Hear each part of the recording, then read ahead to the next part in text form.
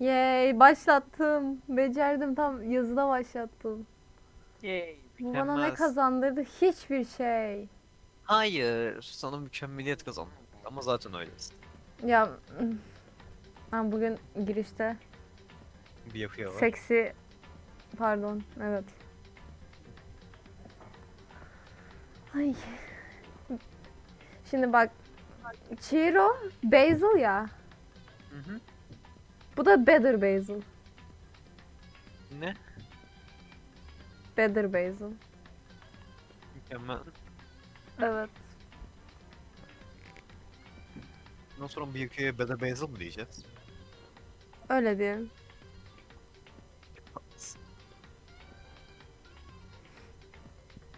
Ay. Ne oldu? Hiç yayına başlayasım yok şu an. O yüzden öyle duruyorum. Neyse. Bir 5 dakika beklesin. He, bir 5 dakika beklesin yayımız, şey yapalım falan. Nasılsın diye. Lan oyunu, bilgisayara oyun şeyine getirmeyi unutmuşum. Yanlışlıkla tıkladım bu arada oyuna. Tam tersi. Yok. Arka planda bir şeyler açıkmış. Kapatayım ben. Ben de giriş yapayım mı o ara? Tamam. Selamlar, yaşayanlar ve ölenler. Ben Deniz Yalnızım. Bugün sizlerle beraber Danganronpa'nın 6. bölümünde birlikteyiz. Nasılsız bakalım demeni tercih eder. Ya. Ne olur? Tekrar yapayım mı? Tamam. Selamlar yaşayanlar ve ölenler. Ben Deniz Yalnızım. Bugün sizlerle birlikte Danganronpa'nın 6. bölümünde birlikteyiz. Nasılsınız bakalım? Güzel miydi? Ya da sesim düzgün geldi mi bari? Ben düştüm. Ya. Çok seksisin. O yüzden bir an sustum. Sen daha şeysin. Neyse. Yağız şey yazmış. Oh shit, here we go again. Evet, bugün Bugün yine bu lanet olsun oyun oynuyoruz. evet yine bu dipshit'in içine battık. Neyse hadi bakalım. Ya gözlüğüm çok kirlenmiş, bir saniye. Bugün Benimki ne kadar hastanede kirlidir. gezip durdum, çok Oo. sıkıldım. Ha? Benimki ne kadar kirlidir dedim. Bir çıkarttım. Dünyanın renkleri kendine geldi. Sen nasıl Ben, görüyorsun ben, öyle ya? ben bilmiyorum. Ben renk kör değilmişim arkadaşlar. Gözlüğüm renk körüymüş. Bir anda dünya renkleniyor, sen gözlüğü çıkarıyorsun. Ay. Oyun yüklenme ekranına ilk defa dikkat ettim. Ve monokum olduğunu gördüm. Şimdi en son mutfağa gidiyordum herhalde. Çünkü bıçağa bakmam lazımdı, evet. Hiç duraksamadan devam ediyorum. Ne şey vardı burada. Evet, şey. Sen al şey artık. Avi şey. Al eline tarla, sok götüne yerli. Evet, bence de. Hoş Hina. geldiniz efendim yazmış. Hina. Are you investigating the dining pool? Oh no, I'm I'm just taking a break. Actually, I've been taking a break since we started. This is all a first for me, you know. I don't have the first clue what I should be doing. Bir şey diyeyim mi? Gözlüksüz daha güzel okuyorum. I know what you mean.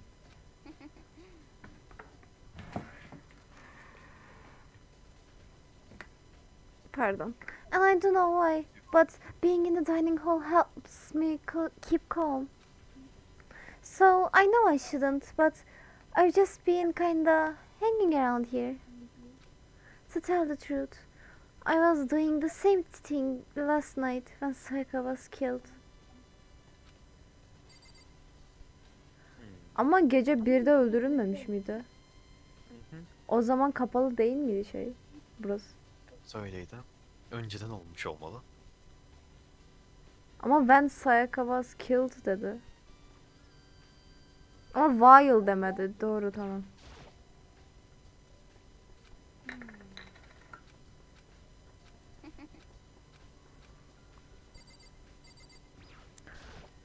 İngilizce mi konuşuyordun? Şaka maka ben de while'ın belki de anlam farkı yoktur ama bana kulağıma şey geliyor. Benle while arasında fark var gibi geliyor. Önce meyvelere bakak. Kesin meyvelerle kesmiştir. Kesin bir tane patlıcan eksik. There is a bunch of vegetables all piled up. I don't see anything not worthy about any of it. Ben yine takılmaya başladım ama az olur öyle.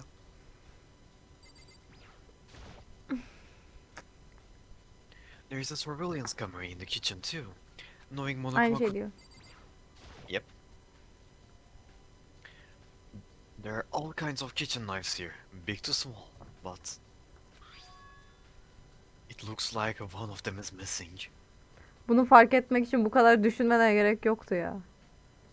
Sen daha neler göreceksin. İkinci oyunda da mükemmel şeyler var. Was it missing from the very beginning, or Bunu neden dedin şimdi bir dakika anlamadım. Ben karakterin Şey- mallığına laf ediyorum. biliyorum. Hayır, böyle yani karakterin normal bir şeyi hatırlamak ya da işte bilmek için çok uzun mini game'ler oynadığın zamanlar olacak. Diyorum. I'm dead. Discord'da bir şey yapmak istiyorum ve bunu yayına vermek istiyorum. Ne yapacağım merak ettim. Yazı okuyayım mı bu arada? Bekle. Tamam. Zavado. Bekle. Tokyo Otomori.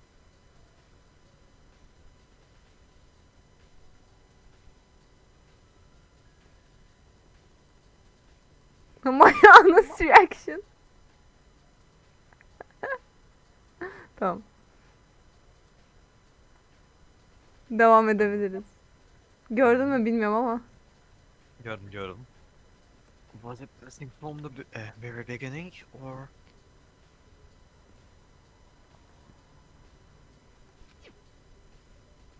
I'd better see if anyone here knows more about it. Kitchen knife set has been added to the truth pallets. Başka bir şey yok değil mi burada? Burada monitör var. Etlere bakalım. Belki Et almışlardır. aynen eti vardır belki. Şimdi bir mangal yaparken bıçak fırladı oradan. Hı. Aslında Sayaka'nın Naigi'nin odasına mangal partisi veriyorlardı. Ya hadi Sıcak hadi. Marbled meats, salted meats. Now is no time to be thinking about food. Lan et. Ceple biraz.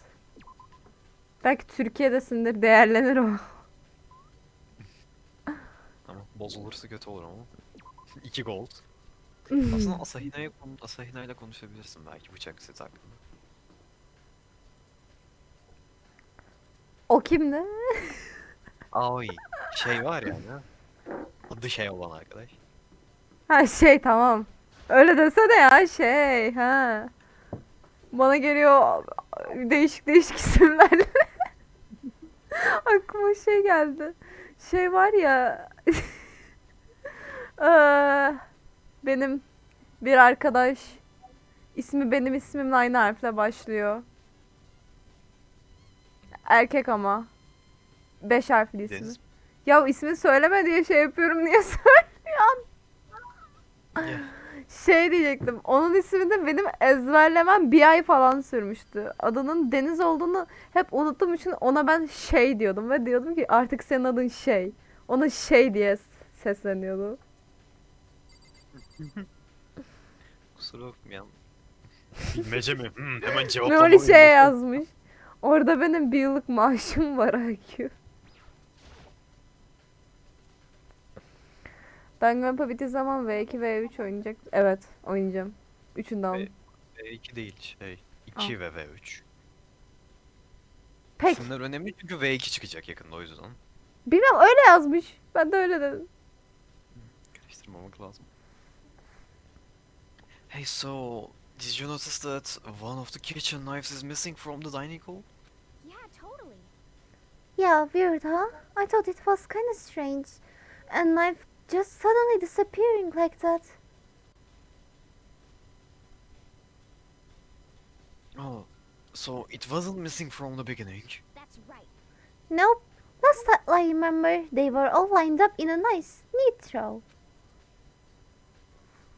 So when did you notice one of them had disappeared? Well, I went to go get some tea from the kitchen last night, and all the knives were still there. But when I finished my tea and went back into the kitchen to wash my glass, one of the knives was gone. Hmm. So you're saying the knives disappeared while you were drinking your tea in the dining hall? Yeah, In other words, you were right there in the dining hall when someone came and took it. Then you should be able to say for sure. You can call. You can tell everyone I didn't come to the dining hall last night. Which proves I didn't take it. Defne, hmm, ben bir internetimi kapatıvereceğim. Çok fazla yayın takılıyor. tamam. Hey, by the way, did you really kill Saga? Oh. Miven. Miven. Neyse. Geldi mi? Tamam. Efendim? Well dedim şu noktadan sonra. Did you really Ya. kill Saga? Ya Ne oldu? hala takılıyor, çok sinir bozucu. İnternetinde bir sıkıntı mı var? Sadece yayın takılmıyor. Senin sesin de bozuluyor ve görüntü de pikselleşiyor. İnternetinde bir sıkıntı mı var dedim. Cevabın evet ya da hayır olmalı. Muhtemelen. Bir dakika.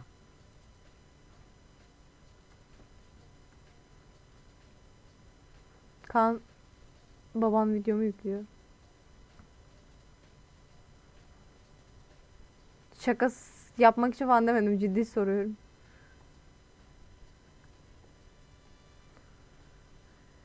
He, Kaan'ı kaybettik.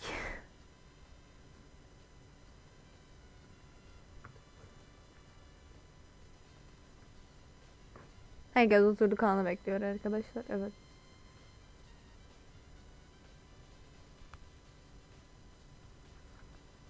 Bugün çok yorulduğum için konuşacak hiçbir şeyim yok. Kusura bakmayın. Bayılacağım beklerken. Valla.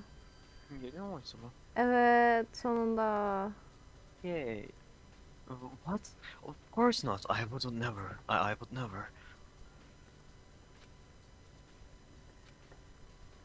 Hina, do you really think I murdered her?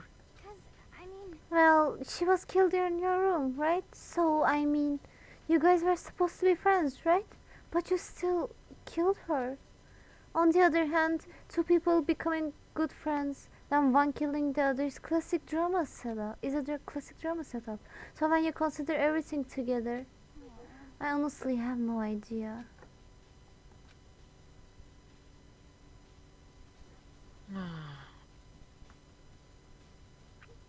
Yayın gitti yazmışlar. Yok gitmedi. Yayını şu an yanda izliyorum. Yayın gitmediğini biliyorum o yüzden. Aynı şeyler de tamam.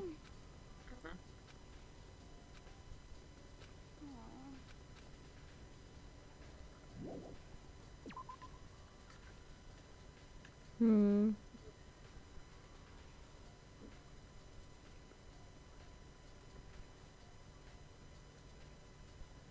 Oyundaki background müzikleri nasıl sence bu arada? Bakmaya gelmişken. Bazıları hoş, bazıları gereksiz sıkıcı geliyor. Şu an güzel mi? Hmm. İyi, I guess. Saykan'ın odasına gidebilirsin risk almak için. Sen zekisin.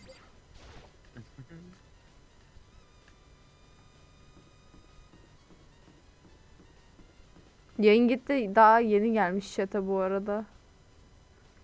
Aa.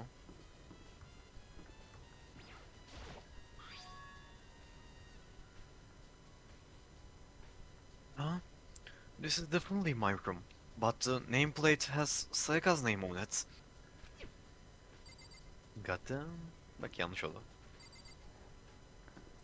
What the fuck? Beklemiyordun değil mi? Ben de.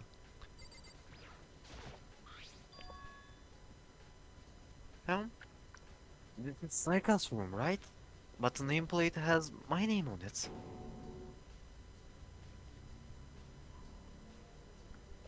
The nameplates on my room and Sayaka's room were switched.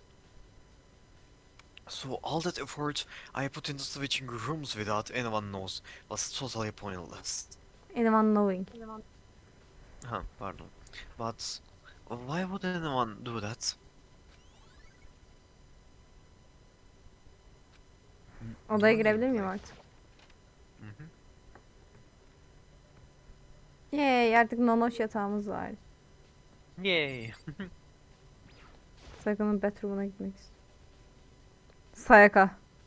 Nokta. I must find Sayaka. Sayaka. No, I can't let myself get depressed again. I need to search for clues. Nothing here. There can only be one thing in the trash can. Yep, the DVD with Sayaka's name on it. Sayaka got really upset after seeing whatever was it that video. I wonder, what did she see? It might not be directly related to the chase, but it might be worth checking out anyway. I'm sorry Sayaka. I need to borrow this DVD. Bu arada bu odayı bir daha bir incelesene Einstein, ha? İşte Öyle belki yapacağım. atladığımız. Hı hı.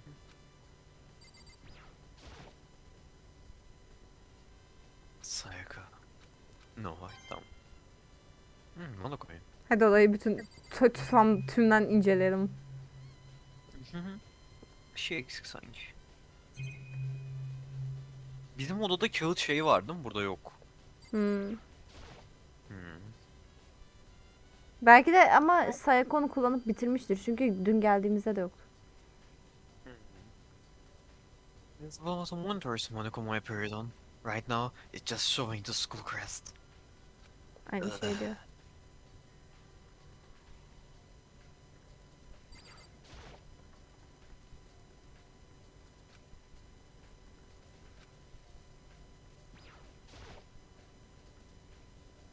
Sayaka.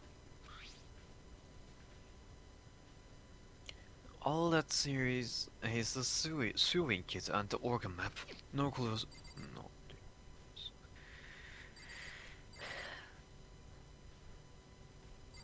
Bence güzel. Yerleri tıklarsak yani Sayaka mı diyor, tamam.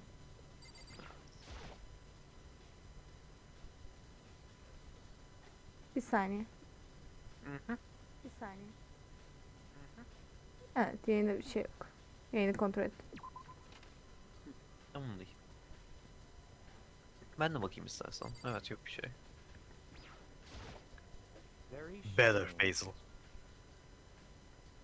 So, why was Sayaka in your room when she was killed? Could it be because you are the culprit? No, no, you have got it all wrong.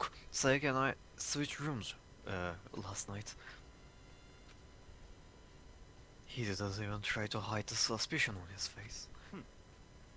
Even if what you say is the absolute truth, you are still responsible for her death, wouldn't you say?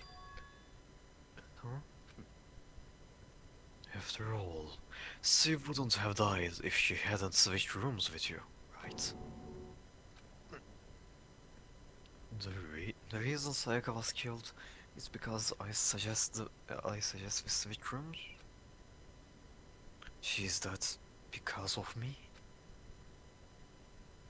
Then it should have been me that died. Well, all we can say is right now is that it's smoothie. That's If that's really true, then I... Very strange. Aynı şey diyor aynı. Galiba insanlarla tekrar konuşmak o kadar mantıklı bir seçenek değil. Hı?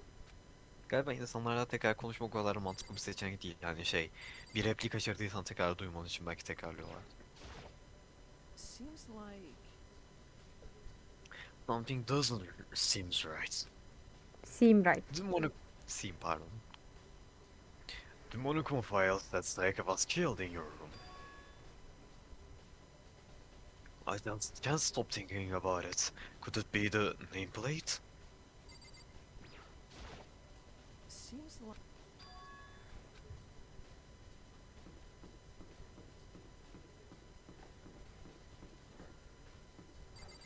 Buraya baktık. Buralar tamam. Okey gidiyorum.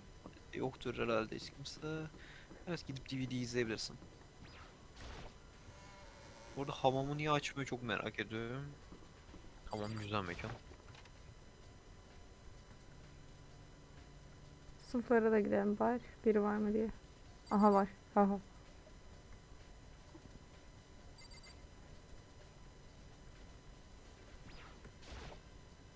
Hey, kusura bakma officer. To kill someone just to save your own life. And I've been living with someone like that. I think I might vomit. But is what Monokuma said really true? Did one of us really kill Sayaka? If the mastermind really was gonna get involved, they would have just killed us on day one. That's a good point. Ve sen bunu tahmin edemiyorsun aptal adam. By the way, how is your investigation going? Bir dakika.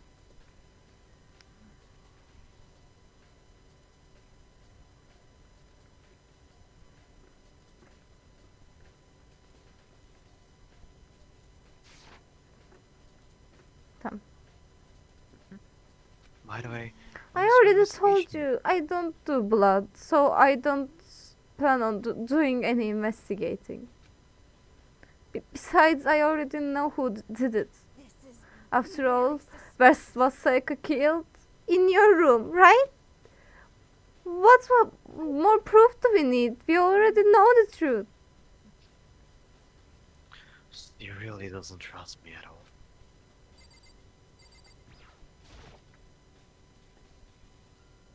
Whoever is behind Aynı şey diyor. this. Tamamdır.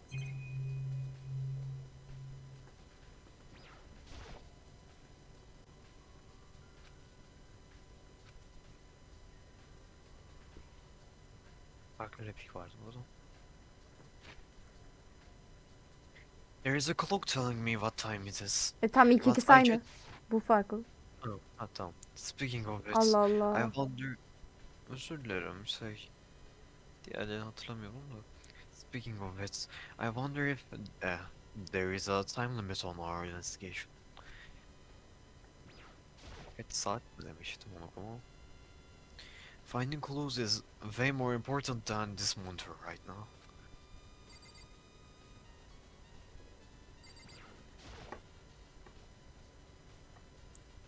I don't have time to worry about this metal plate right now. If I don't find some kind of clue.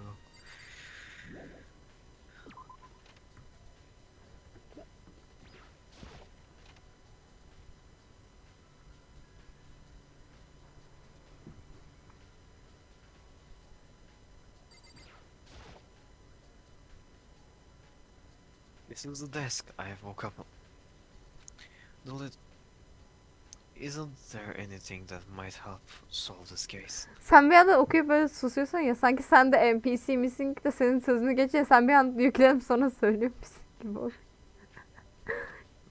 Öyle olmasın, nereden biliyorsun? There is nothing here. Öyle değilsin, sen ana karaktersin çünkü. Yeah. Özür dilerim, bu gerçekten kaçamaz. Hı? Okay. Burası şimdi açık değil mi? Falan.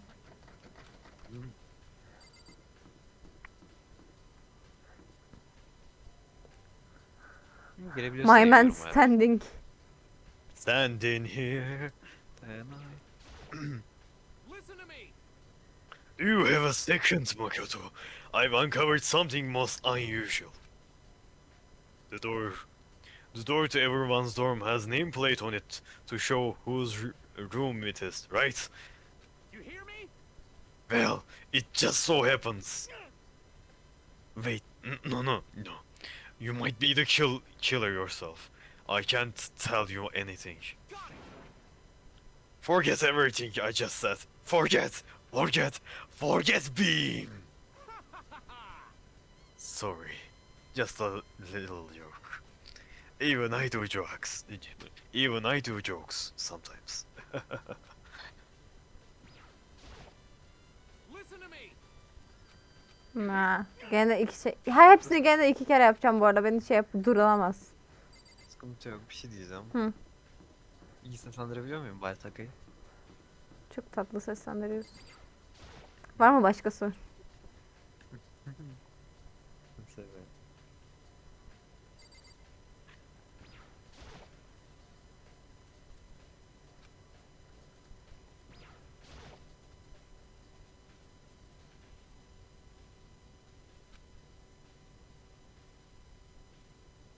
I'd better not to get too close.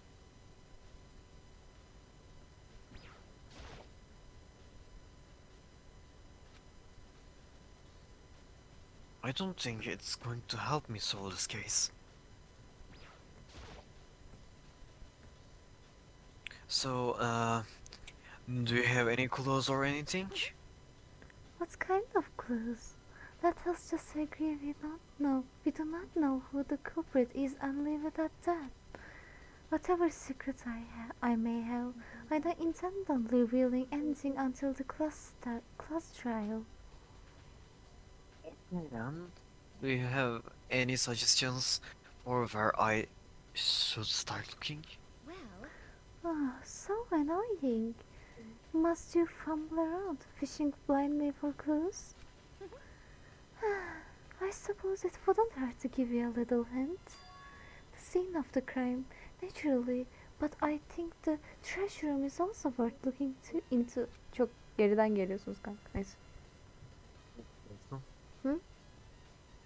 Ha? Yazıyor yok mu? The trash room?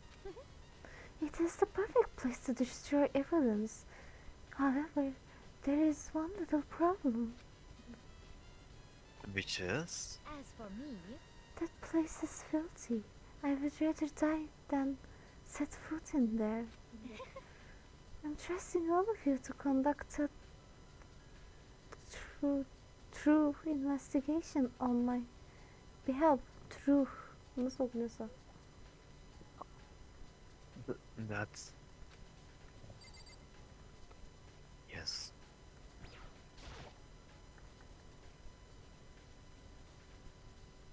That's just the monitor Monokum always shows up on. There's gotta be a clue here. Hmm. Or not.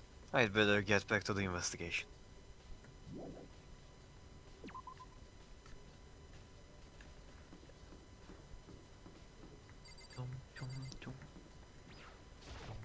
İşemeye giden var mı bakalım? Tüh. Bir anda herkes burada çıkıyordu. Bütün erkekler Asıl benim Sayak burası- orada. Ölmemiş. Bir yakıyor, ben bir anda şey diyor. Goodbye deyip yok oluyor. I can see some stairs. Aynı şey. What the... What the... Burada önemli konuşacaklarımız vardı. Daha sonra AV Room'a gidip işimizi bitirebiliriz herhalde. Zaten Çok ilk- önemli konuşmalarımız var. Gidip sayıları soracağız. Kesinlikle tersten okunuşu farklı bir şey değil. Aga sayı. Ha. Hey! Var mı? Yanlış. Çok kötü güldüm pardon. Hayır hayır, çok tatlı gidiyorsun, lütfen gibi böyle gülmeye devam et. Hey hero, can I ask you something?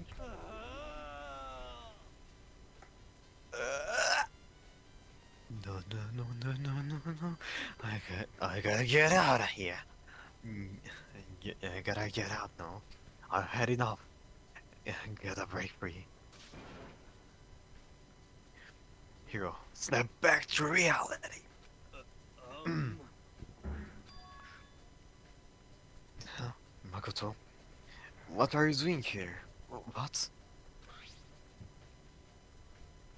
Hey, does this look familiar?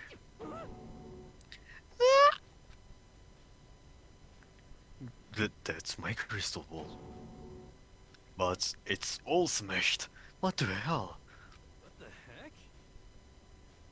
I only brought it 'cause the guy said it was blessed. He said it was unbreakable. So, how did it break? Was it actually just made out of glass?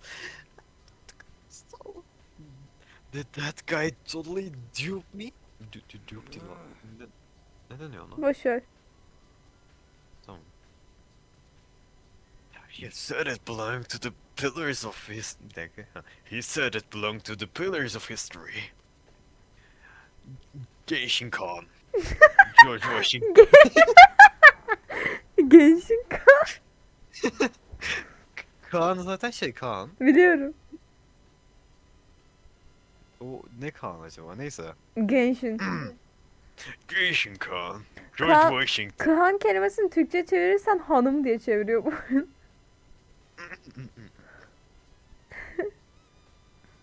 Genshin Khan. George Washington. Napolyon. George Not Found deseydim. Merhaba Kuzi.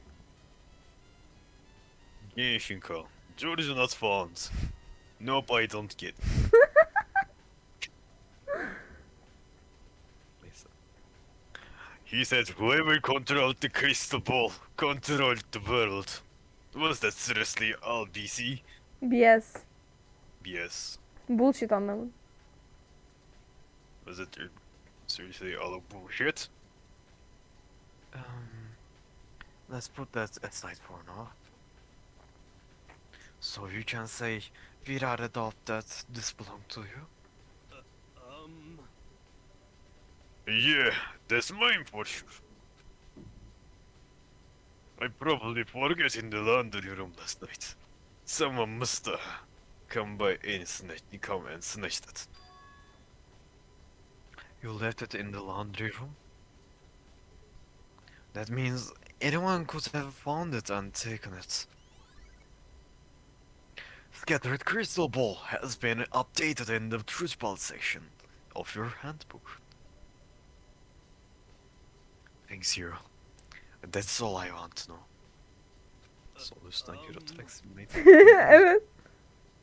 Hint de gözüküyor. Gözüküyor evet.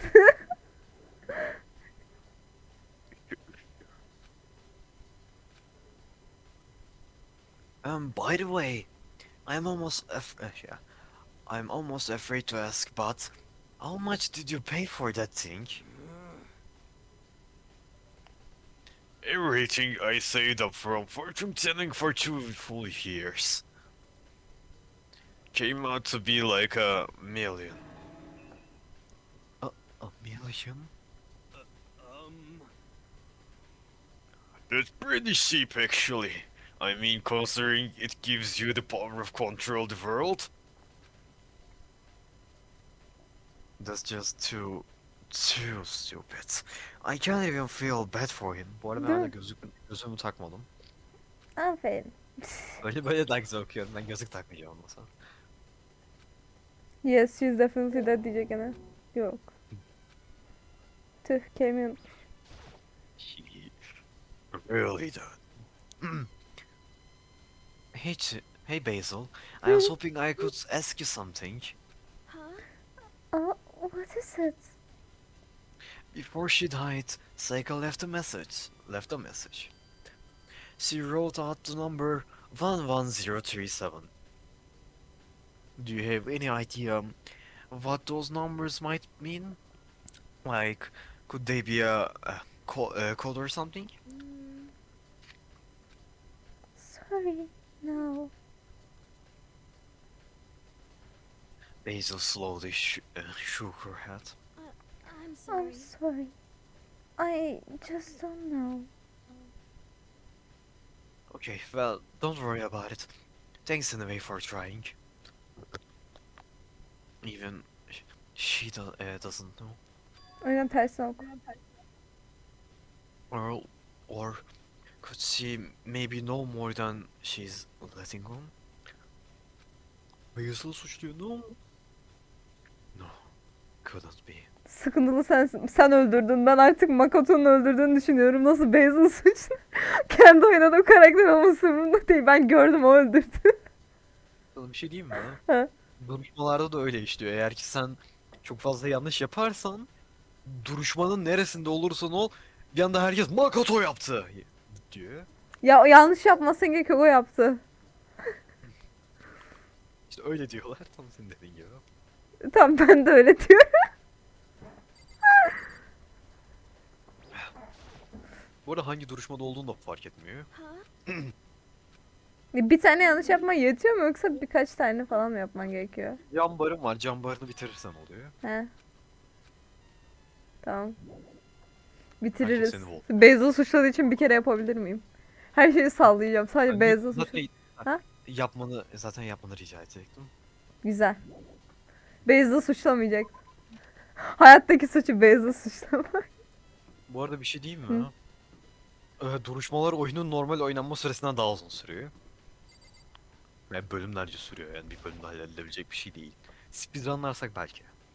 Ama yani Me bilmiyoruz. crying for real. Hadi izleyek.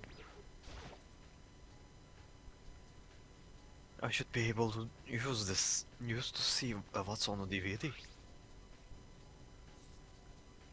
The DVD that Sayaka threw in the garbage. Oradan bir anda ışınlanıyor eline. I sat down in front of the screen and put the DVD in the player. I pushed play, and the screen was dark for a few seconds, but then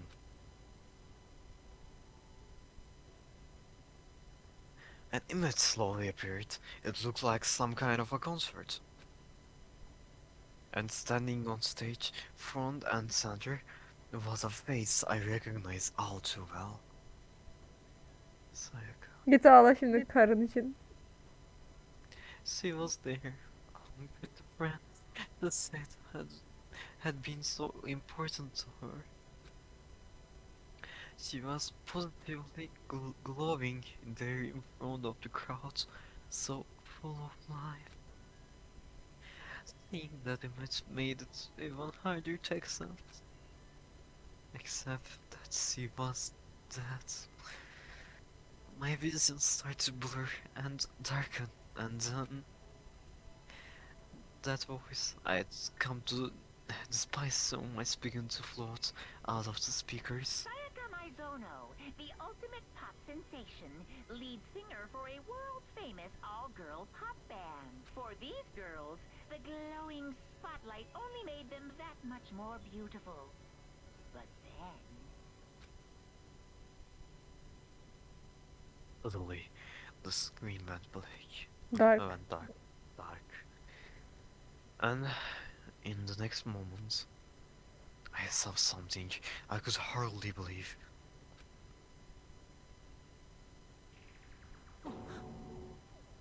What the... Sayaka had disappeared from stage, which was now in ruins. My man died. Yüzleri çok sakin görünüyor uyurken. But what I noticed even more than that was the figures of the other girls who had all simply collapsed. This ultra-successful team suddenly fell apart. None of them will ever perform on stage again. None of them will ever feel the warmth of the spotlight. For Sayaka, there's simply nowhere for her to return to. So here's the billion-dollar question. What, oh what, could have caused the group to go to pieces?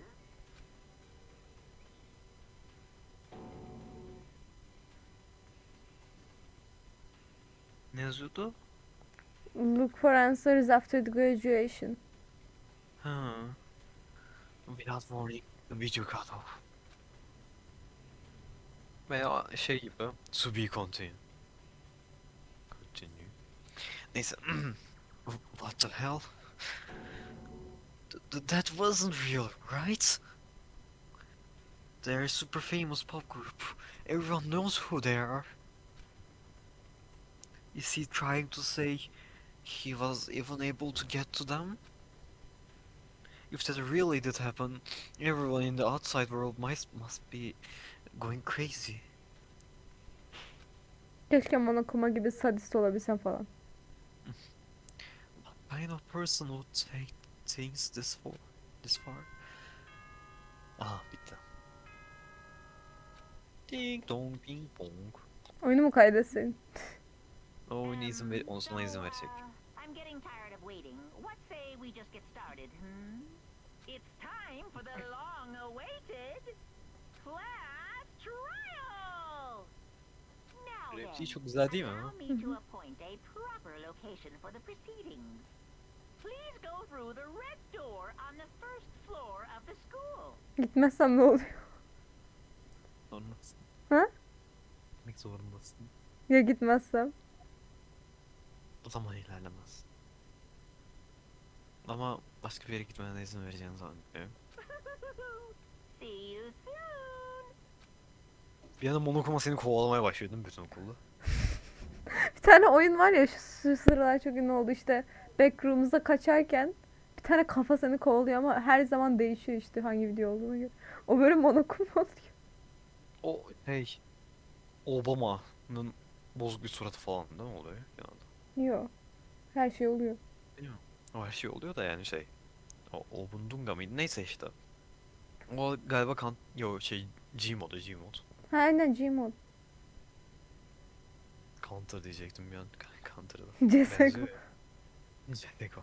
Olabilirdi aslında biliyor musun? CS mapleri de var ama Gmod'da yapması daha mantıklı olurdu. Böyle bir şeyi. Eskiden olsaydı ama evet mantıklı olurdu. Neyse. Ay bu dönemde de ben komik zaten o yüzden ona gidiyorum. The red door on the first floor. That's where I should go. Hadi canım. No. Where I have to go. Her şey yıkıldı masadaki. Gidiyorum değil mi şimdi? Başka hiçbir yere basamıyorsun değil mi şu an? Hakka gidemez. Gidiyorum.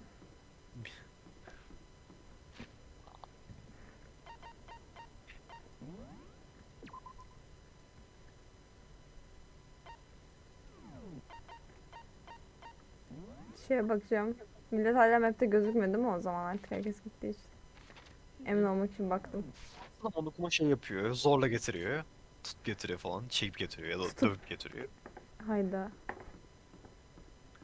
Aga niye gelmiyor yapıyor. Başka bir odaya gitmeyi deneyeceğim.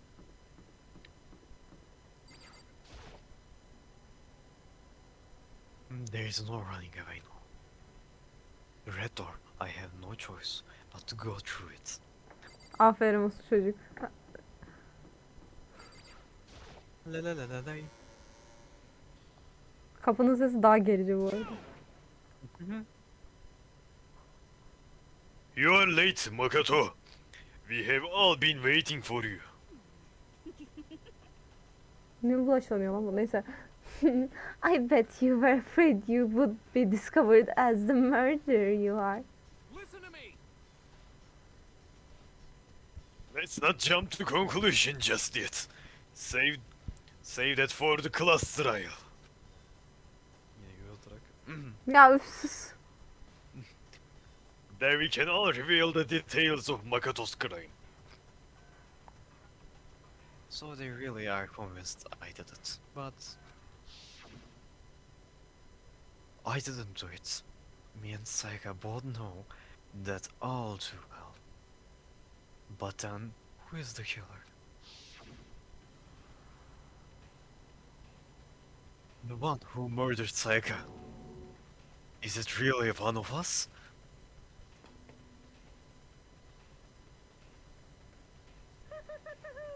Is everyone here? Okay then. Please board the elevator in front of you, which will transport you to the courtroom, where all your fates will be decided. I'll meet you all down there. I'll be waiting. I'll be waiting. Yani, evet. Galiba herkese bir son bir konuşmam lazım. Ha, yes. Ya da kapıya tıklarsan gidiyorsun. Yine kapıya da Çok tıklayabiliyorsun. fazla şey var lan. Hadi bana koyun. A surveillance camera. I can't FaceTime on this right now. I can. I can't think about the monitor right now. I need to concentrate on what's about to happen. No amına koyayım. What? What? So, whoever stuck us here even took the time to set up a goddamn courtroom, huh?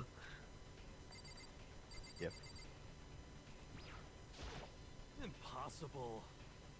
Damn. We really gotta go there through witness trial. A class trial thing, huh? You know? If you wanna confess, I guess now is the time to do it. I'm Bu niye telling içinden diyorsun amına koyayım? you. Sesleri de dinlemiyorlar ki. Tamam gel desin. I'm telling you, I didn't. Hey, There is no point in standing around here. Settle your resolve and step into the future. Sakura adam. Seni yiyecek Let's o. get started. got it. Relax. I haven't decided 100% that you're the culprit just yet. Maybe, but you're obviously leaning that way. I'm sorry. Sorry, in the end I wasn't able to do anything, any looking around or anything. Is this really how Sayaka would want us to find out who killed her? Heyecanlı mısın da? I can't help but wonder what whoever killed Sayaka is feeling right now.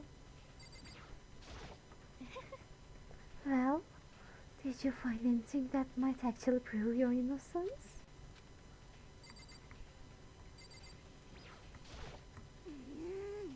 Being so insistent even though you obviously killed her. Very impressive. Tamam. Lan çok güzel güldü. Well then, the time has finally come. Are you ready?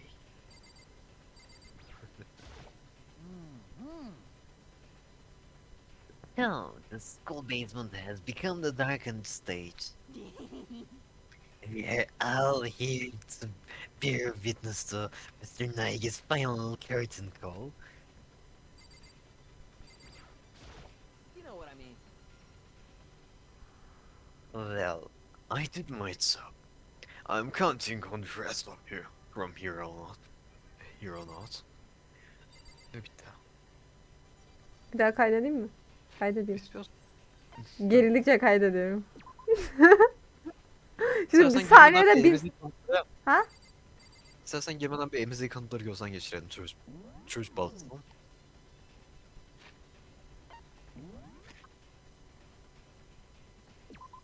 Monokuma file var. The victim was Sayaka Maisono. The time of the death is estimated to be around 1:30 AM. a.m. Yes.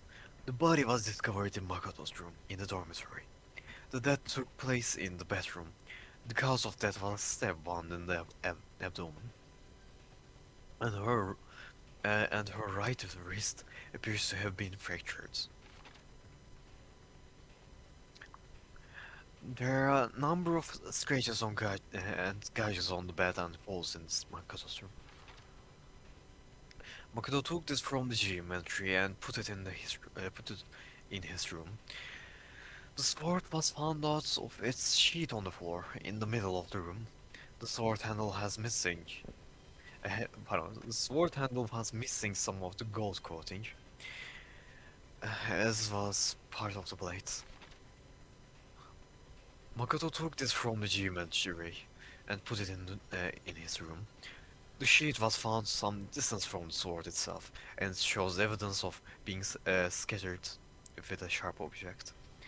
If you were going to attack someone with the sword, you would almost certainly remove the sheet first. On the number of the murder, Makoto and Saika traded rooms and room keys.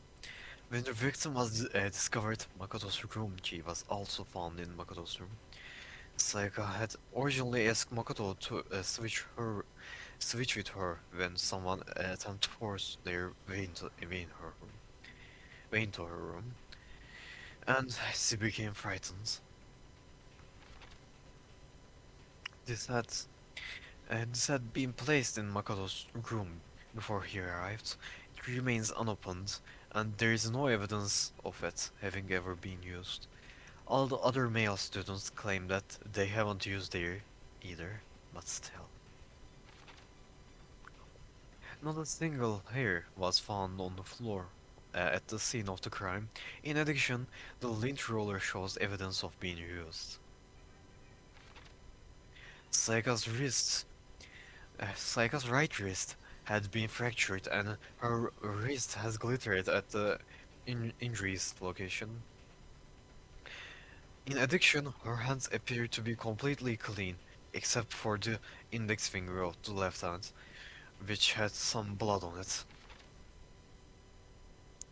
A, ser a series of numbers had been written in blood of Makoto's bedroom wall, 11037. It is assumed that Sayaka wrote those numbers while leaning up against the wall as she lay dying.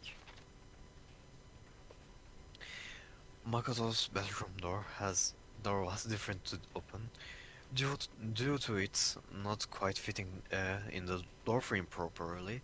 The only two people who knew the trick to opening it were Makoto and the room's owner. Makoto, the room's owner, and Sayaka, the victim. Makoto's bedroom doorknob had been broken.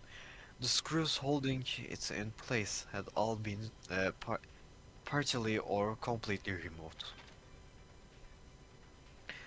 The nameplates on the door to Sayaka and Makoto's room were apparently switched Switched. at some point. Switched at some point. The kitchen in the dining hall has a set of knives, kitchen knives. Apparently, one of the knives had gone missing. The knife from the kitchen went missing while Aoi was in the dining hall. Aoi swears that Makoto did not come to the dining hall at any point while she was there. There apparently trash room within the school. It's blocked off by a sturdy gate that can only be opened with the trash room key. Key. The key. The incinerator can be activated via a switch on the machine. Hifumi was on cleaning duty, and he claims that the last time he saw the incinerator, it was off. However, when Makoto checked it after the incident, the incinerator was in fact on. The distance from gate to incinerator is roughly 3 feet. 30. 30 feet. And 3 feet also olur, 30 feet. Bayağı büyük yani. A piece of burnt clothing was found next to the incinerator in the trash room. It's apparently part of a short cuff, and it has been noticeably bloodstained on it. Shards of glass were found next to the incinerator in the trash room. As it turns out, the glass ball would have fit completely in the palm of a person's hand. Apparently, Yasuhiro left the ball in the laundry room on accident, so anyone could have come along and taken it. Hazır hissediyor musun? Tekrar Hayır. save almak istiyor musun? Hayır. Hadi gidelim. Kapı. I guess I have no Tamam. I guess I have no choice but to get on this elevator. Oraya kadar çıktı sonra bir anda durdu. Let us begin. Yes, indeed. Good idea. Hey, Are you scared? No, scared isn't quite right. Makoto. I said it before, but it's up to you to uncover the mystery surrounding this case yourself. If you don't, you will never come to grips with the truth. I need to uncover the truth of Sayaka's death. I do not need someone else to tell me to do that. Sayaka's honor. I swear, I will find out who the real killer is. As I raise my voice to try and give myself courage, I turned, trembling with anticipation towards the elevator. Anticipation toward the elevator. With each step forward, I could feel my heart starting to race faster and faster. Everyone else was already on the elevator when I finally stepped on. The door closed and the elevator started to move. Agalarla inerken. The steel walks descended with heavy clanging sounds toward the school's basement. I wonder if this is how a death row inmate feels when his time finally comes. Rather than is it not more like a defendant waiting to receive his judgment? Obviously. Oblivious to our shared anxiety, the elevator lowered us further and further into the bubbles of the school. Ne kadar beklersen o kadar aşağı iniyor.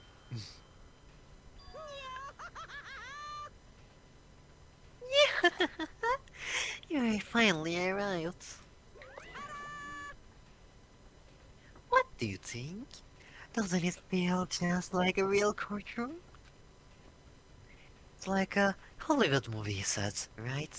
Shit. Not even close. It's total shit. Çok komikti. Not even close. It's total shit. Hıa. It's total shit. Oh, Şimdi cip sakin. çok tatlıyız. Yeah. Okay. Everyone, on your assigned seats.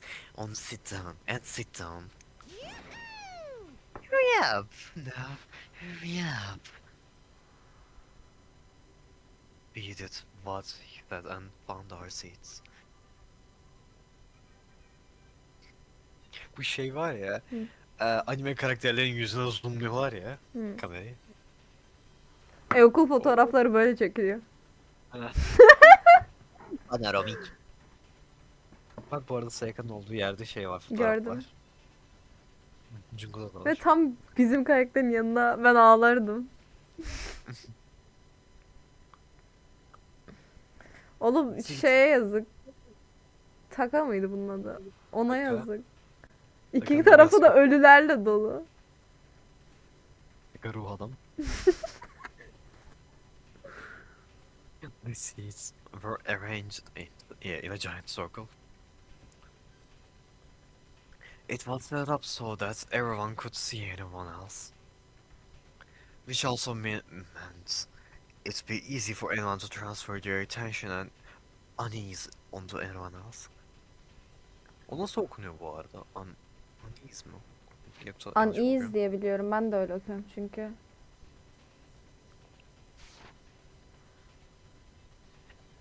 The air seemed to grow heavy as we sat there. And so, the curtain on the first case opened. The curtain on our first case opened. That's a deadly judgment. The curtain on Our first case opened. That's a deadly judgment. A deadly deception. A deadly betrayal.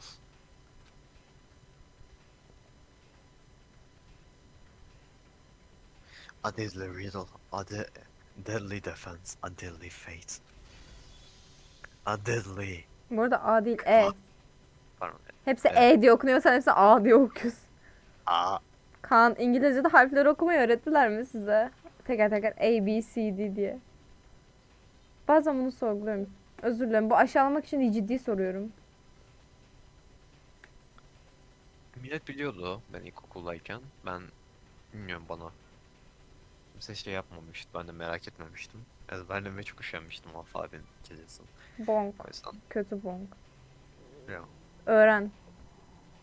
Ama harflerin nasıl okunduğunu biliyorum. Genel olarak sadece harfleri unutuyorum. Arada değil, çok unutuyorsun. Deadly monster.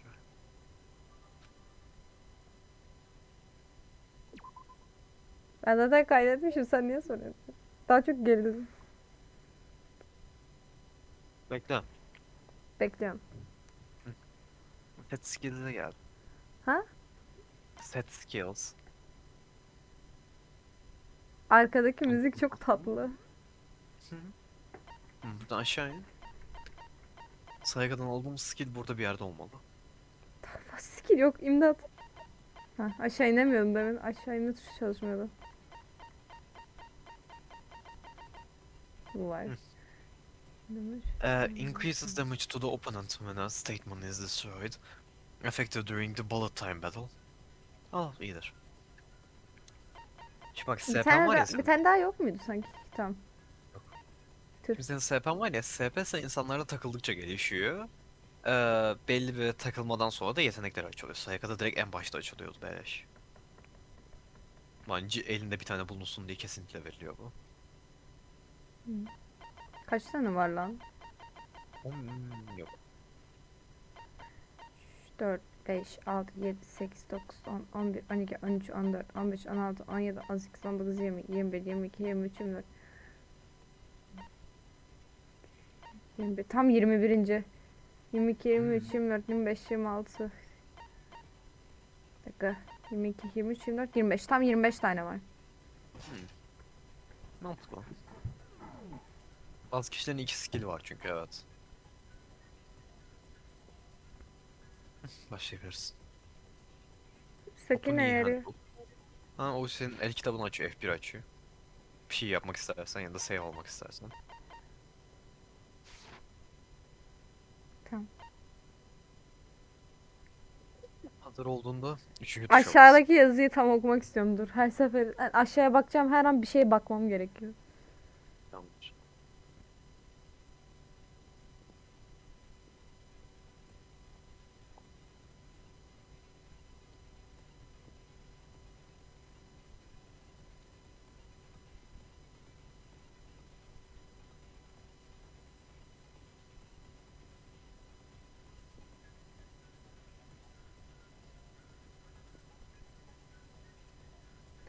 Haber altyazısı değil mi bu ya?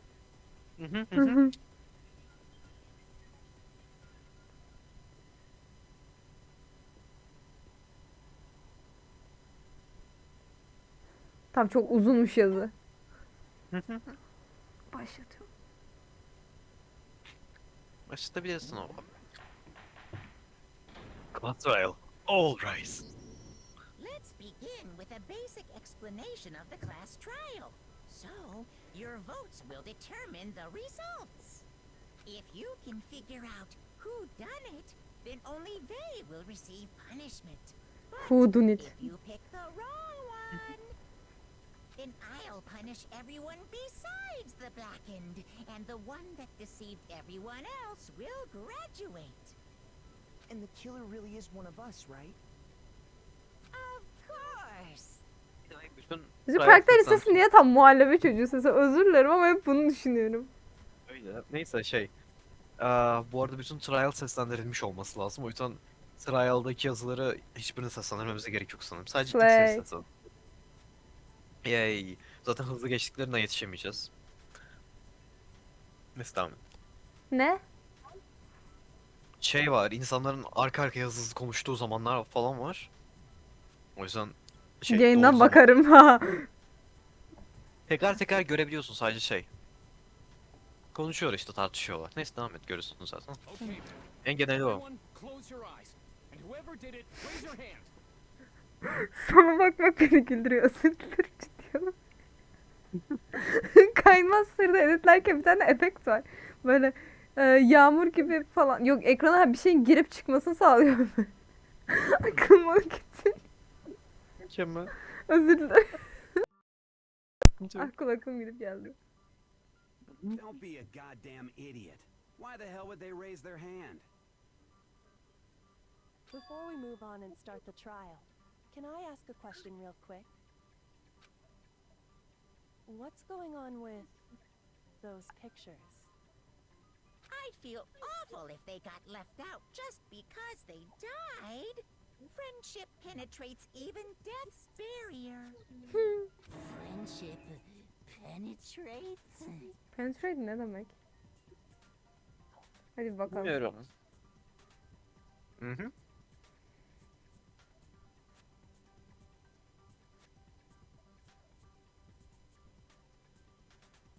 Penetrate. Nüfuz etmek. İyice anlamak, girmek, anlamak, gizlice girmek, işlemek, iç yüzüne hepsi farklı bir anlama çıkıyor. İmdat. Neden friendship penetrate diyorsun?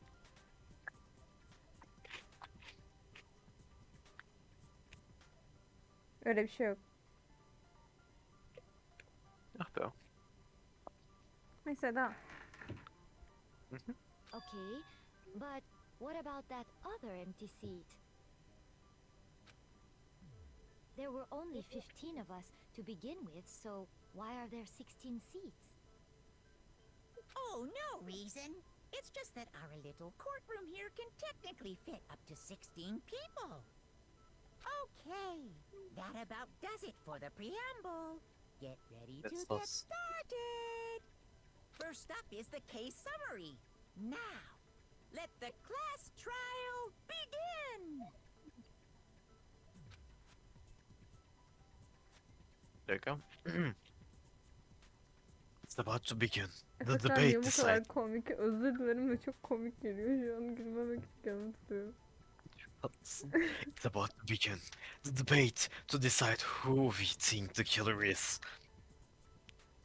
Karakterin iç sesi böyle daha şey sert. O sırada dışı görünüş. Ben olsam ağlardım. Sevdiğim Yani karakterleri Singay falan. bırlamak çok zevkli.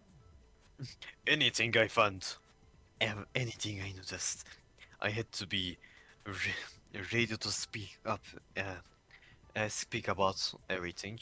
Speak up about everything. Speak up about everything. Let's go. Because this isn't just about me. Everyone's lives are on the line. Önce bilerek ölecektim değil mi? Evet. Your first non-stop debate is about to begin. Would you like to hear more? Direkt nadet ol diyorum değil mi? Evet.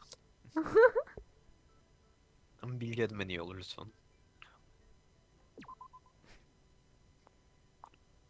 As things progress during each class trial, you'll engaged in a number of non-stop debates. Non-stop debates. During these discussions, characters will speak one after another without pause. It's up to you to unearth any lies or contradictions buried within their statements. Kaan, Efendim? eğer bir gün uzun bir süre geçemezsen bana yardım edecek misin? Seni çok seviyorum.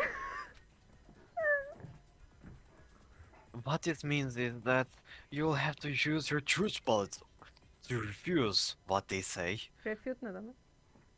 Refute mu diyor? Refuse demiyor mu? Ha, refuse. Refuse demeye çalışıyordur. Yo, Öyle, say öyle that. olmalı. Refute yalanlamak demek. Yani. Yani bir kelime varmış öyle.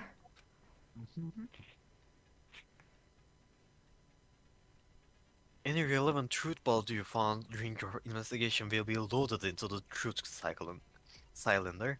Tuvaletim geldi. Başlamadan önce durabiliriz. Hayır. İstersen tuvalete gidebilirsin. O değil de Yağız gelmedi bu yayın, çok garip. Use the mouse to aim. Then fire with the left mouse button. Bir dakika.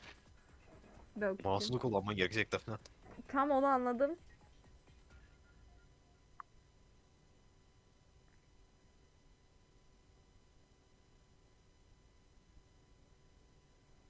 Highlander ne merak ediyor musun? Evet. Bu altı patlarlarda falan dönen mermilerin olduğu kısım oluyor ya. Kovboy Biliyormuşum gibi yapacağım. tabancalarındaki. Kovboy tabancalarına dönen kısım var ya, Standart mermileri silahlar koyuyorlar. hakkında bilgili birine mi benziyorum oradan bakınca? Ee, Cylinder silindir demek değil mi ayrıca? Ya evet, başlamadan önce bu şeyde Class Trial'a başlamadan önce solda dönen bir tane yer vardı ya, delikli. Hı. O işte Cylinder. Ya sol altta o duracak işte, mermiler onda gözükecek diyor işte.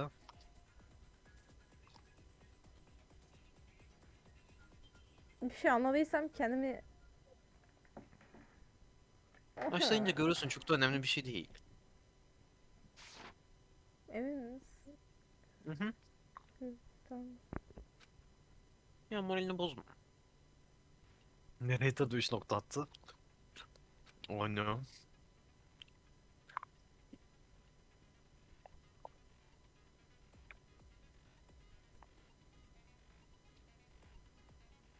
Niye okumuyorsun Ka? Pardon. Pay close attention to each character statements and use your truth bullets to Truat. blast the right ones. Efendim? Truth değil, truat. Öyle dedim. Pardon. Pardon, truth bullets to blast their right ones. Blast the right ones. Ay. Ağzını hipsle okumak zormuş. Note that if you run out of time, you will automatically fail, so please be careful. Ha doğru, zamanımız da vardı. Ya o kadar boşuna Love Hunt oynamadık. Love Hunt'ta da süreli seçim var falan diyor. Sıkıntı yok, sıkıntı yok. So please Ben be careful. gerildim. Ben artık oynamak istemiyorum. Haklısın. Hadi. If you press the escape key during these arguments, you can revive the controls. Review the controls. Revive the controls. Oh.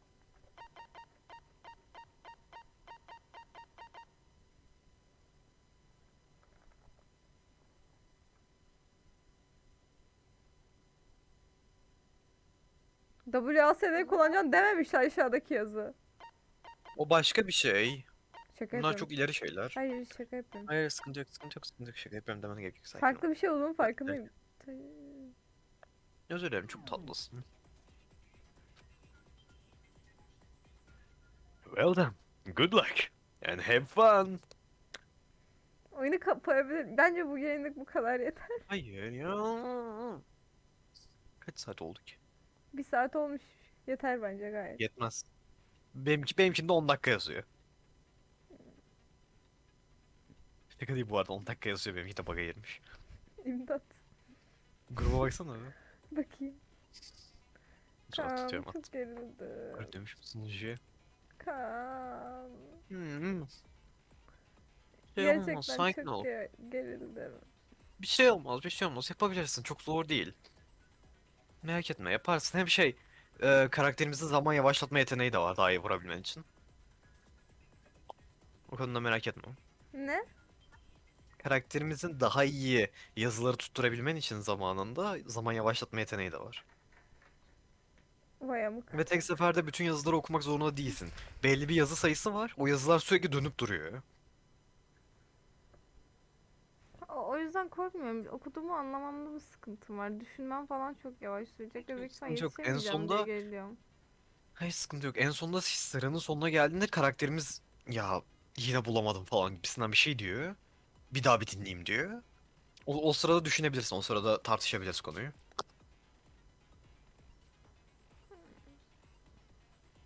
Tamam mı? Escape'e basınca oyun duruyor mu aslında, merak ettiğim şey o.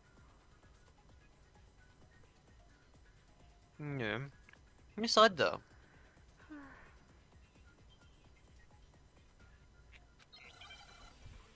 Başlıyor. Make your argument. Sadece dinle şimdilik, önemli değil. Hatta bir tane mermi var. Neyse. I assert that the one who was murdered was Miss Sayaka Maizono. Yeah, we know that part already. And the murder took place in Makoto's room. In the bathroom. So it seems most likely that the killer must have taken her by surprise while she was in the bathroom. She didn't even have a chance to resist. Sarı yazıları ateşleyebiliyorsun. Anladım. Something's off about what was just said. Bu arada shift'e basmaydı, no? Because if Sayaka hadn't resisted at all, there is no explanation for what happened to my room. Niye shift'e basmayı deneyim? Dene birazdan, şimdi değil. Ne zaman? Yine başa atacak şimdi. O sarı yazıya vurman lazım merminle. O sırada shift'e mi bas? Ondan önce de çok kısa basıp deneyebilirsin. Shift olması lazım. Tuşuna istersen ESC'ye basıp bakabilirsin, emin değilim. Neye bakacağım? Gauge. Sırtımda Hmm. falan var. Ya git Controls. He? Bir de Controls'a gel bir. Burada Silencer başka bir şey şu anda. Aim tuşu yok mu diyor. Fast forward argument. CTRL'yi hızlandırabiliyorsun.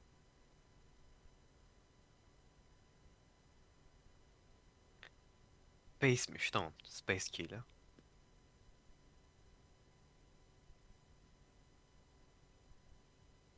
ESC'ye bas. Space'e basılı tuttuğun zaman zaman yavaşlıyor. Daha iyi tutturabilmek için hani. Tamam. Because if Sayaka hadn't resisted at all, there is no explanation for what happened to my room. For the first debate, we'd like to take a quick sidebar. If you're unable to spot and refute someone's lies or contradictions, the argument will repeat. Within a group of statements, some words appear in a different color. Did you happen to notice?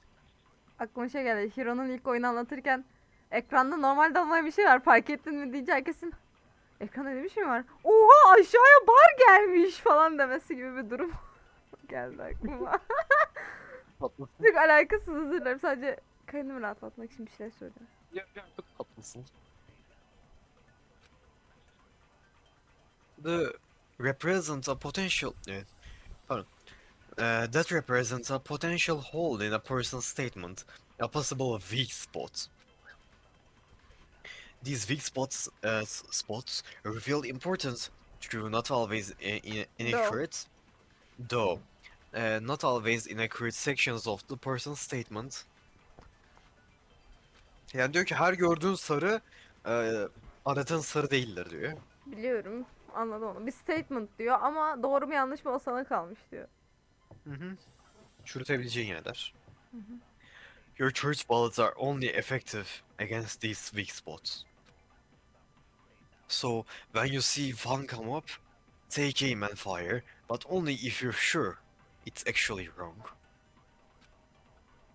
Also, you can fast forward an argument by holding down the control key. Well then, good luck and have fun. Yani çok fazla kare varsa ya da direkt çok sondaysa atıyorum, CTRL'ye basılı tutup biraz ilerletebilirsin. Hayır. Zaman kazanmak için. Hayır. Well then, good luck and have fun. I assert that the one who was murdered was Miss Sayaka Maizono. Base. Hayır o yüzden değil. Gerildiğim için durdurmak için escape'e bastım. Ya gerilmene gerek yok ama ya. Pet suyu. Sakin ol. Yapabilirsin. Yapamazsan da bir şey olmaz. Bolca zamanı var. Bunu yüzlerce defa tekrar dinleyebiliriz gerekirse. Tamam. Space'e başına yavaşlıyor demişsin değil mi? Yok, geri doluyor. Dene bir istersen hafif. and the Çok murder korkutucu took place gözüküyor ama. in Makoto's room. Vaa. Arkadaki şey çok güzel, ona bakmak istedim. Firma bak yıldız barım var. So it seems most likely that the killer must have taken her by surprise while she was in the bathroom. She didn't even have a chance to resist. Oraya yazının üstüne mouse'unu getirmen lazım. Oh. O yüzden aim muhabbeti var. Oh. Ben malım, özür dilerim. Sıkıntı yok. Anlayamadım. Sıkıntı yok. Something's off about what just said. Geçebilirsin hızlıca. Aynı şeyi söylüyor. I assert Yeter that hele. the one who was murdered was Miss Yeah, Bir dakika. Ne yapmam lazım şimdi, anlamadım. CTRL'e basılı tutarsan Hayır, hızlanıyor ya, hayır, ses hayır, geliyor. hayır. Ateş etme kısmıyla ilgili. Mouse'unla yazının, sarı yazının üstüne getireceksin. Yazı bitmeden önce ve sol tıklayacaksın. Tamam. And the murder Şu anlık bir took mermin place olduğu in için Makoto's mermi değiştirmeyle ilgilenmene gerek yok. So it seems most likely that the killer must have taken her by surprise while she was in the bathroom. Ya mouse niye hareket ediyor, ben ona She geri dedim didn't şu an. even have a chance to resist. No, that's wrong. Vay amık. Just a second, Chief. Efektler çok güzel. Try to remember how my room looked. With the way things had been damaged, I think we can definitely assume there was a struggle. A struggle? Between who and who? Between Sayaka and the killer, of course. So you're saying Sayaka wasn't caught by surprise in the bathroom? She must have been attacked in the main room first. Then she ran to the bathroom to try and hide. The killer followed her in, and that's where they finished the job. That much should have been obvious after taking one look at the scene. It shouldn't even need explaining. Sorry. Okay, Yeah. so what's next? Düşünsene böyle bu anda böyle durdurup Makoto'nun içine ben giriyorum ve Chihiro'yu petliyor. İyi. Pet. Next is the subject of the murder weapon. Wow, this is starting to sound like a real trial. We need to determine what... ekran bir dakika. We need to determine what was used to kill Sayaka. Bunu anlamak çok zor olmalı ya.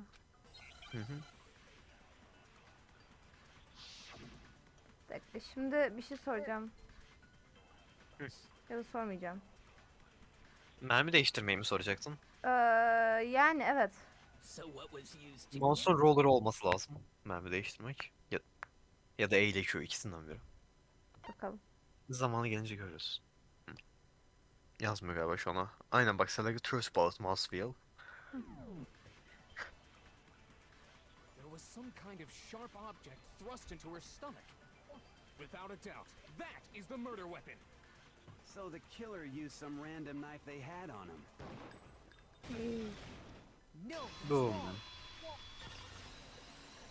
İstersen ateşlemeden önce bir defa tamamen dinleyebiliriz. Onu düşündüm ilk ama sonra I do istemedim. think it was Çok a gerildiğim knife, için. but not just any knife. Anladım, çok I'm tatlısın. almost positive it was a kitchen knife. Huh? Kitchen A knife. kitchen knife? After the murder, we discovered that one of the knives from the kitchen was missing. Which means that knife must be the murder weapon. Oh, yeah. I guess that makes sense. You could sort of see the weapon sticking out of her stomach. And if you look real close, I could totally see that being a kitchen knife. Okay, so the murder weapon was a kitchen knife, but where does that get us? I mean, we all know Makoto killed her, right? That's right. Makoto's room was the scene of the crime. What more proof do you need? Hold on a second. Let's draw our conclusions after we've presented our arguments. Otherwise, what's the point of the trial? Well, we can talk all we want. It's not going to change that conclusion. I don't think that's true at all. I'm sure if we keep at it, something new will reveal itself. You really believe that? Gözü kapalı değil de şu soldaki bakışını atsa böyle dik daha güzel olmaz mıydı? He's right. There's gotta be a breakthrough somewhere just waiting for us to find it. Because I know damn well I am not the killer. Ben emin değilim senden valla. Sen Basil'i suçladın. Bu çok büyük bir sas. Benim için çok büyük bir sas, açıklamam bu. There is a bit more to learn about non-stop debates. Would you like to hear? Hear more? You can concentrate by Tam holding onu down the öğrendim space senden key. önce ha falan. Well, you concentrate it. Time will slow down, so you can pay closer attention to what everyone's saying. Ya da escape basıp oyunu çizlerim. Meh, öyle güzel değil ama. Hayır güzel. Evet öyle yapacağım. On Ben top of safe that, oynarım bana. it will steady your aim, making it easier to target potential weak spots. Concentrating like this consume the focus gauge, and if this gauge empties, you can't concentrate. But the focus gauge will recover over time, so let your brain take a rest. No need to rush. Well then, good luck and have fun.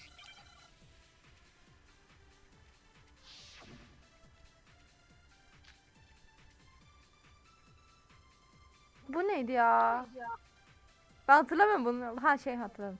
So I guess there's no question that the kitchen knife was the murder weapon. Tamam hepsini Where does dinleyeceğim that sonra. get us? Makoto must have taken it from the kitchen, right? He did it in secret when nobody was in the dining hall. And then he went and stabbed Sayaka with it. So he really did do it.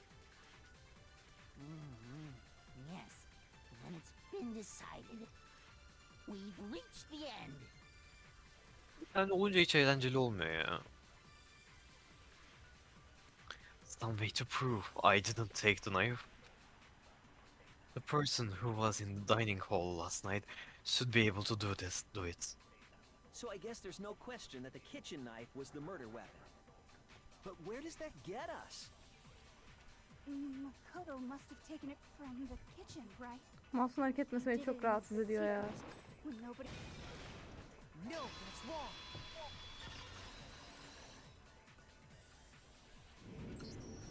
Okay, wait. Hold on. I didn't take the knife from the kitchen. Next you're gonna say you're not the killer, right? Go ahead and say it all you want. Well, what if I have a witness? What do you think, Hina? Huh? Remember what you were telling me earlier? Yo diyormuş. Hı? Yo diyormuş. Orası Well, I went to go get some tea from the kitchen last night, and all the knives were still there. But when I finished my tea and went back into the kitchen to wash my gloves, one of the knives was gone. So you're saying the knife disappeared while you were drinking your tea in the dining hall? Yeah. Just to be perfectly clear, the knife disappeared while you were in the dining hall, correct? Yeah, that's right. And at any point while you were there, did you ever see me come into the dining hall? No, I don't think so. You don't think so? No, he definitely wasn't there. The knife disappeared while Hina was in the dining hall, but I wasn't there the entire time. In other words, there's no way I could have taken the knife. Okay, then what about this? What if the idiot swimmer girl and Makoto are in on it together and lying to protect each other? Idiot swimmer girl? Oh, Oh. and more importantly, why would I get involved in something like that? Speaking of which, I'd like to ask the bear, if there is an accomplice, do they also become blackened? So you ask, and so I shall answer.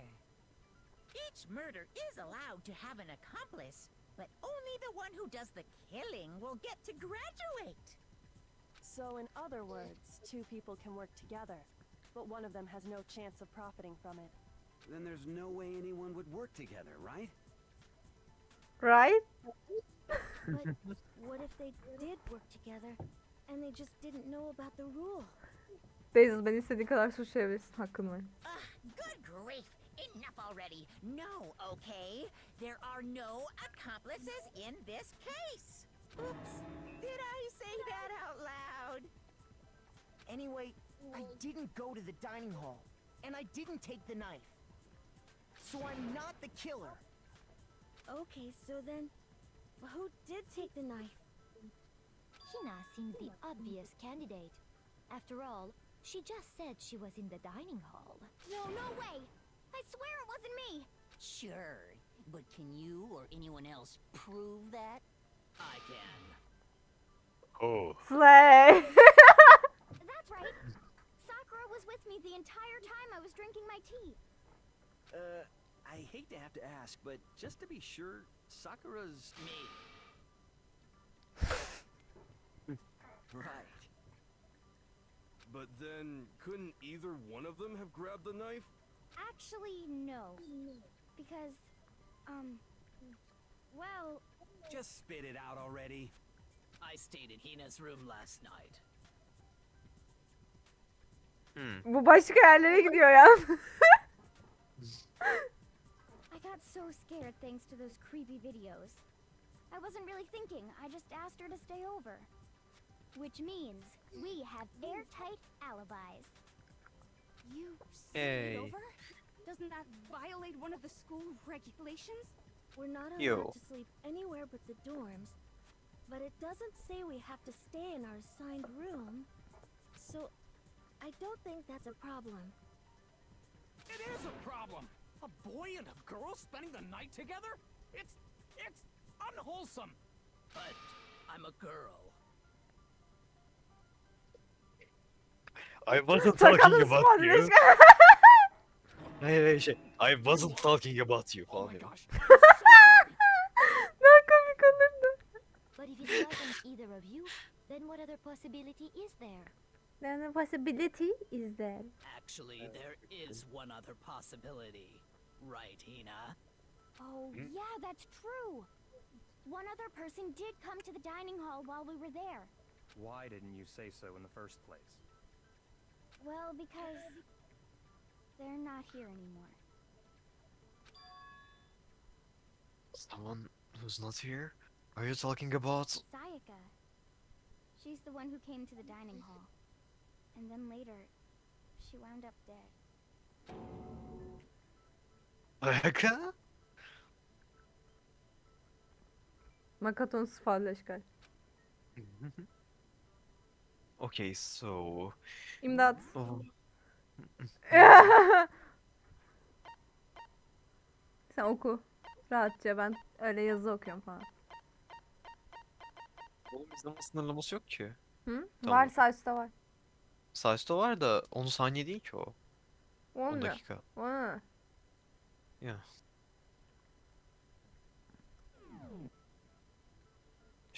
Ha, 10 dakika değilmiş, 2 dakikaymış. Bu arada yanlış seçip ölmeyi deneyebilirsin istersen. Düşünmeme izin verir misin? Tamamdır. Monokuma. Bence de. Bence Monokuma'yı seçmeliyiz. Ne diyorsun? Yanlış seçersek en baştan mı başlayacak? En baştan başlayacağını zannetmiyorum.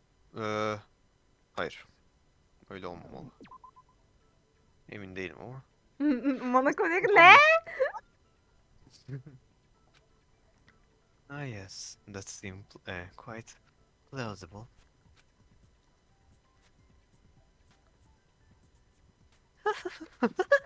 Do you think I took the knife?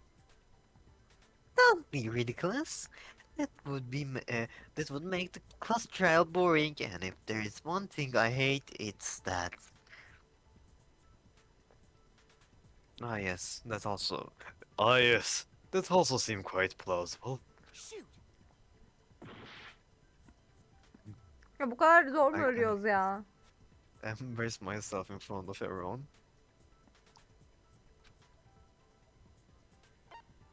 Hina, Hey. you were in the dining hall the whole time, right Hina? So... Hey, pardon. Benim okumamam lazım. Hey, come on, it's obviously not me. Were you paying any attention to the conversation just now? Then maybe Sakura? No. I told you Sakura was with me. Shoot! Ay, Aynı şeyi seçip daha kötü olurken. Shoot! shoot. Ha yapamıyorum tamam. How to intihar etmek. Sürekli çok There komik. is no turning back like. Ben ama monokoma alayım. Monokoma diyerek ölmek istiyorum. Bekle bir dakika. Hı. Ha, devam et şimdi. Şu sıra çok güzel. Hızlı gitme oğlum. Hı? Ya. Çok hızlı gitme anlamında tabii şimdi demiştim. Devam edebiliriz. Yavaş yavaş. Ha. Nobody believes me. Nobody wants to hear what I have to say. Oh, have we already come to the end of the debate? Well then, the class trial is officially adjourned. Now it's time to reveal who is the black Ben görmemem lazım. Hı? Hı hı. Görmeyeceğim değil mi? Devam et. Gözlerini kapat, tıkla, ben söyleyeyim.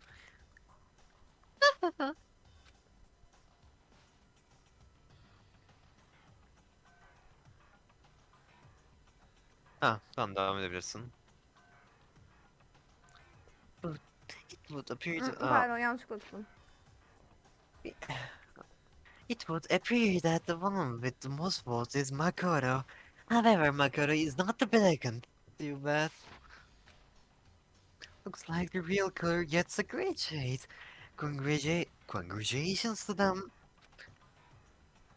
On the other hand, everyone else must now be punished. Is this really the end for all of us? What you say? Wanna give it another shot? No.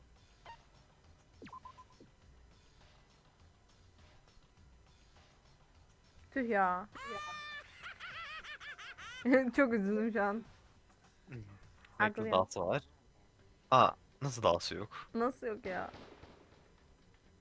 Devam edelim. Niye öyleyse. Psycho geldi?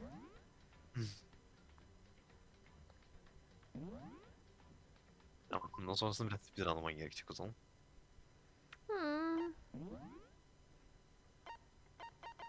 Özür dilerim. Niye gelmedi ya? Bir şey olması lazım normalde. Acaba ilk trial başında mı oluyor? Neyse. Gösterebilir misin bana yayından sonra? Ama önce bir araştırmam lazım. Belki şimdi göstermem daha iyi olur. What's I feel? Friends, okay. There were only 50. Oh, no reason. Okay, first up.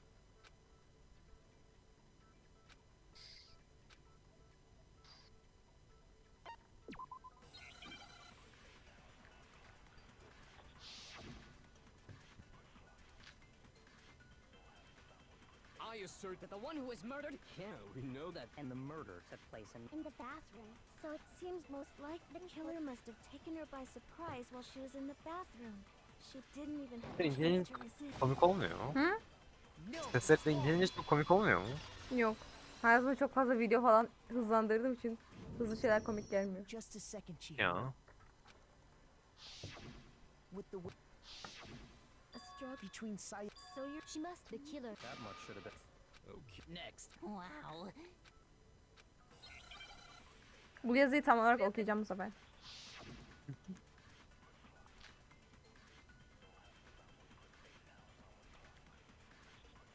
So what was used to kill her? There was some kind of sharp object thrust into her stomach. Without a doubt, that is the murder weapon. So the killer used some random knife they had on him. How could anyone do something like that? That son of a bitch! Because the object was thrust into Sega's stomach. It was almost certainly the knife that disappeared from a certain location. Muhtemelen en zor zorlukta oynuyor olsaydın şu anda da seçenekler olacaktı Sharp farklı. object. Without a doubt, that is the murder. So the killer used some random knife. No, that's wrong.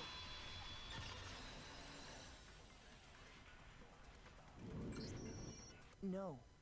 Huh? After the murder. Which means Oh, and if you look. Okay, so I mean, we all know Makoto. That's right. Hold on. Let's draw. Well, we can talk. I don't think that's. You really believe? Not at all. Ben biliyorum her şeyi. Merak etme kılık.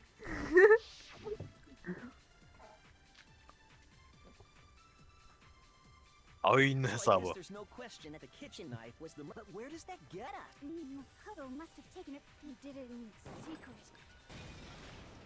No, that's wrong.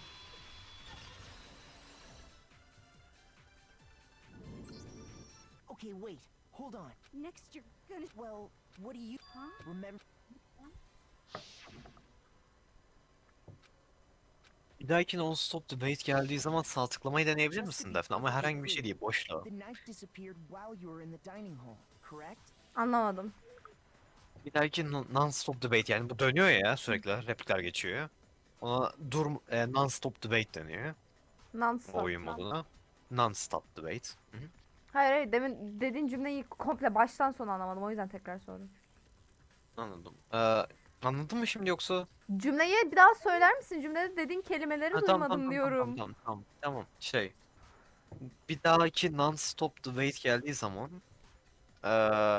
Non-stop. sağ evet, non-stop debate geldiği Non-stop. zaman non-stop debate geldiği zaman tamam mı? Sağ tıklayabilir misin bir boşluğa? O başka bir mekanik. Şu anda anlatmadı. Yapabiliyor musun merak ettim. Anlatmadan yapmasan. Hı? Anlatmadan yapmasan. Tamam. Sağ ol. Rica ederim. Hı. And you don't. No. The knife disappeared while. In other words. Okay, what if the idiots? Oh, and more Speak. So each murder is allowed. So in other. Then there's But Good. Oops. Anyway, I didn't, so I'm not. okay, so then. Hina seems the obvious candidate. No way. Sure, I can't. That's right. But then could Actually, Just spit. I stay. I got so which me. You were not allowed. So It is a cut. But if it wasn't either O sahneyi bir an Actually, durdurdum beni. there is. oh yeah, that's Why didn't you say so? well because. Sayaka. I got it. Çok zekiyiz ya. Üf 200 Sayaka was the IQ. one who took the knife. That's the only possibility. And thinking back on it, she was acting kind of unusual. When she came into the dining hall, she didn't even look at us. She just went straight to the kitchen. As she left, she said she just wanted a drink of water. But most likely, And the person who took the knife was the victim herself. I'm sure she just took it for self-defense. So you're saying the knife she took was then taken from her, and she was killed with it? In that case, you may not have taken the knife, but you still could have killed her. What? Makoto'nun sıfahaneşi. Pardon. See, he did do it after all. No, you're wrong. So that's how you would twist the argument and send us all off in the wrong direction? You possess a most terrifying talent. Bunları Özür dilerim. İçimden okuyordum. if I don't do Özür something, dilerim. they're gonna blame me for the murder. Sıkıntı yok canım. Don't they understand? If they convict me, everyone's gonna die. Stresten ölüyorum pardon. Hold on. It's still too early to decide conclusively that Makoto is the killer, wouldn't you say? Because you see, if the room did belong to the killer, then they did something most bewildering. Bewildering ne demek? Okumuş kitap gelmiş. Babam öyle derdi. Babam demez aslında. Biri de akrabalarımdan biri derdi de niye babam dedim bilmiyorum. Erkek bir akrabalarımdan biri demişti bu daha önce. Tam hatırlamıyorum ama kim olduğunu. Neyse. Bu Persona 3'te de bir tane Persona'nın skillinde vardı ya. Ama anlamına bakmamıştım. Niyeyse. Hayret verici. Şaşırtıcı. Şaşırtıcı, ilginç. And until we unravel that little mystery, you simply can't declare that he's the killer. bewildering. What the hell are you talking about? Something was missing from the scene of the crime that by all rights should have been there. You know what I'm talking about, don't you? Your first Hangman's Gambit is about to begin. Would you like to hear more? Absolutely. As things advance further in class trial, the Hangman's Gambit will eventually take place. The point of pardon, the point of this is to reveal an important phrase related to the incident in question. You will have to deduce the phrase from the letters flying around, and the letters already known.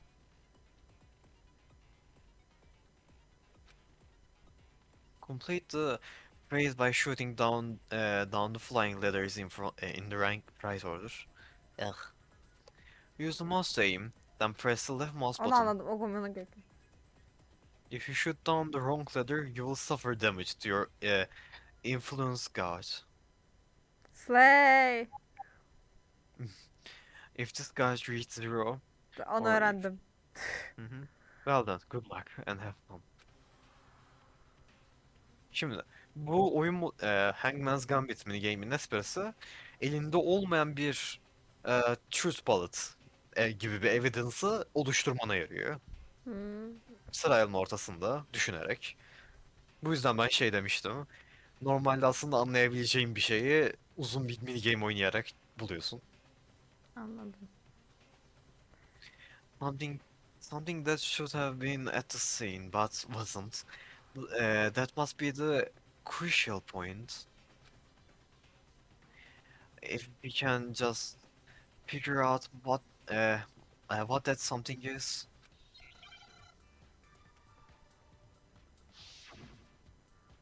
Hangman's Gambit.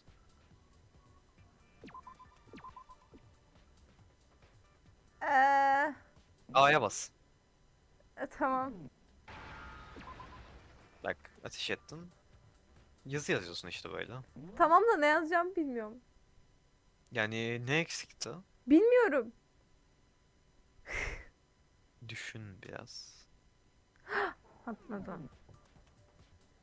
Basamıyorum. Mouse'um bilgisayara değiyor.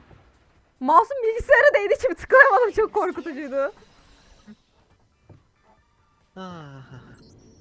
That's right. Düşünsene. There wasn't a single hair on the Mouse'um bilgisayara çarptığı için daha çok sola kaydıramıyorsun mouse'u ve bu yüzden kaybediyorsun. Demin öyle oluyordu. Ya bir şey diyeceğim. İkinci oyunda bu minigame daha zor. Slay. Sadece sıkıyorsun. İkinci oyunda söylemeyeyim nasıl olduğunu. Sürpriz olsun. Olmasın mı? Olmasın. Sağdan ve soldan harfler geliyor ve yukarıdan aşağıdan da geliyordu galiba. Harfleri birbirlerine çarptırıp daha sonra sıkman gerekiyor. Bir bok Aynı anlamadıysam harfleri. kendimi... Ya sağdan soldan yukarıdan aşağıdan harfler geliyor. Bu defa sadece oluşuyor ya harfler. Sağdan soldan hareketli harfler geliyor. İşte soldan sağa doğru gidiyor. Yukarıdan aşağı doğru gidiyor harfler. Ve aynı harfleri birbirlerine çarptırdıktan sonra Nasıl çarptırıyor? yön verip mesela işte sağa doğru bir tanesi gidiyor ya, tutuyorsun onu, diğerinin olduğu yere koyuyorsun. Anlıyorum. Ya, daha çok bence o süre sınırı bir boka yarasın diye koyulmuş olmalı ama neyse. İşte ne kadar fazlasını birleştirirsen, ne kadar fazla aynı harfi birleştirirsen o kadar puan alıyorsun patlattığında. Neyse, tamam. Öyle, evet. That's right. There wasn't a single hair on the floor. So, the culprit removed some evidence? Yes. And if I were the culprit, why would I need to get rid of all the hair in my own room? It wouldn't be unusual at all to find my hair at the crime scene if the crime scene is in my room. The reason all the hair was gone was to remove any trace that Sayaka had ever been there.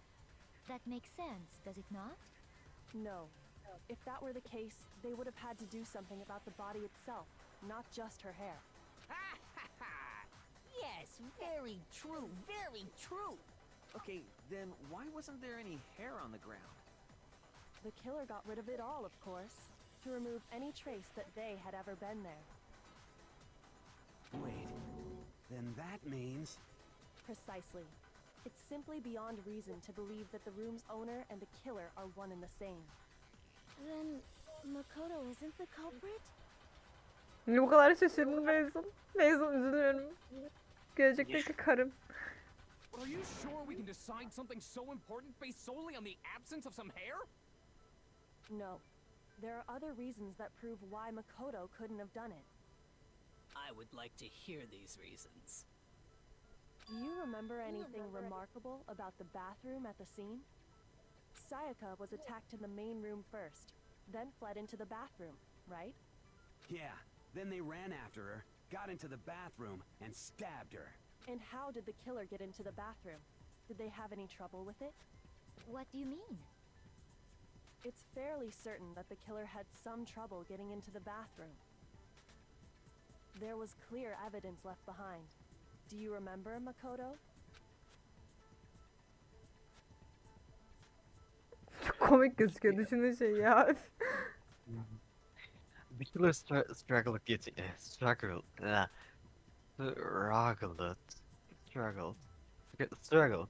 getting into the bedroom, and the evidence that proves it is. The object the killer broke. Buradan seçip veriyorsun. Bu birinci oyunda yok muydu diye düşünüyordum da. Bu değil mi? Bu değil mi? Bilmiyorum. Bu değil mi? Nasıl? Bilmiyorum. Lan biliyorsun yalancı. Peki okuyacağım önce. Yani bu olması lazım. Evidence that the killer had trouble getting into the bathroom. You're talking about the doorknob, right? Ya üsttekini seçseydim. Falan yanlış diyecektim. Doorknob? What doorknob? The doorknob for my bathroom. It was completely broken. See how the top part was unscrewed? And the doorknob's about ready to fall off? Oh yeah, true. But what does it mean? In trying to bypass the lock, they ended up nearly removing the entire doorknob. This is another most bewildering act for the room's owner. It proves Makoto is beyond suspicion. So what? You're saying he wouldn't break the door in his own room? But if the only choice you have is to break it, you break it. There's nothing bewildering about it. You still don't see? Okay then. Let's take another look at how the incident unfolded. Hopefully that will help you understand. Yoko said this was a bewildering act. I almost didn't notice it at first, but is that the key point here? Key point here? There's a bit more to learn about the non-stop debates. Would you like to hear more? Asla bitmeyecek değil mi? Bütün case bununla doluyor aslında. From here on out, the number of weak spots will start going up. But no matter how many weak spots, there is essentially only one lie or contradiction in that debate. What I'm trying to say is, not all weak spots you see are necessarily false. Bunu tek başıma oynuyorsa Use- hani bunu böyle full skipleyip derdim ne falan olurdum sonra. Use a truth bullet on the wrong one, and not only will you fail to refute what they said, but you will also lower your trust with everyone, and your Trust. influence gauge trust with everyone, and your influence gauge will take damage. Now, this is important because if your influence gauge reaches 0, you fail. You'll have to rely on your own logic to determine. You'll have to rely on your own logic to determine. O nasıl okunuyor ki? Determination nasıl okuyorsun? Determine. Determine. You'll have to rely on your own logic to determine which weak spots are actually lies or contradictions. Well done, good luck, and have fun. Çok tatlısın. Yeah. Dur Little lan, wink. sırtımı kaşıyorum bir dakika. Sesin takıldı, hiçbir şey anlamadım. Sırtım kaşınıyor dedim. Sonra oyuna bir dakika Tamam. dedim. The incident took place in Makoto's room.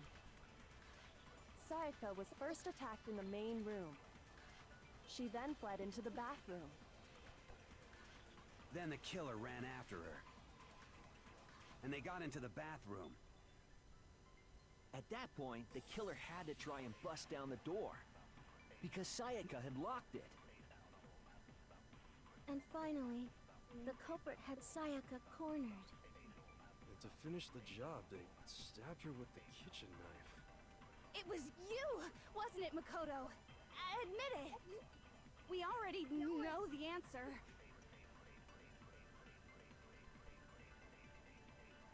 Müziğin kulağına break demesi çok bir an komiğime gitti. Benim de.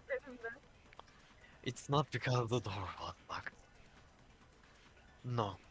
There is a different reason entirely. The incident took place in Makoto's room. Hızlandırabilirsin Sayaka istersen. was first attacked in Gene the de main room. şey yapıyorum. Neyse iyi. Then the killer ran after, and they got into the bathroom. At that point, the killer had to try and Because Sayaka had locked it. No, that's wrong. Slay. The reason my bathroom didn't open wasn't because it was locked. After all, the girls' rooms are the only ones with locking bathrooms, right? Yes, now that you mention it, that is true. Then why didn't your bathroom door open? Because it was stuck. Huh? What are you talking about? My bathroom door doesn't fit in the frame quite right. Monokuma over there can testify to that. Yup, true as true can be. Yeah, mu diyordum hanım. But you Duyunca mutlu know, oluyorum. you're supposed to be the ultimate lucky student, right? But to have such a cruddy door. That's not lucky at all.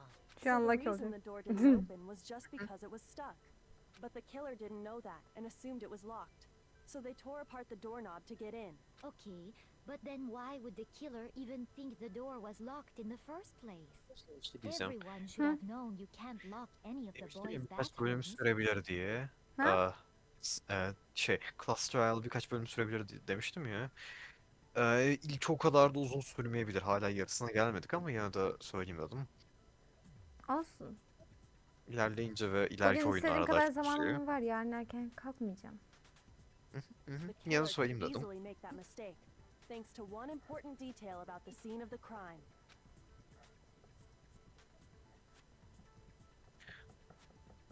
The killer was convinced the bedroom door was locked. So they didn't know the door actually couldn't be locked.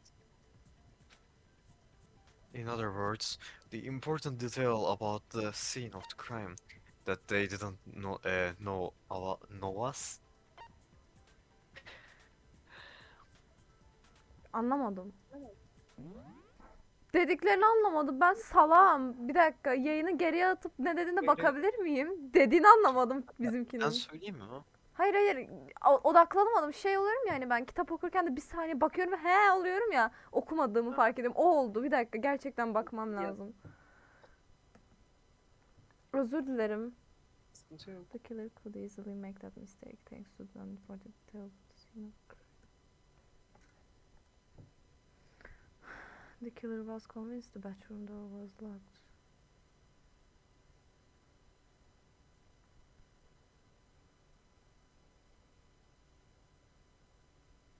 So they didn't know that the door actually couldn't be locked.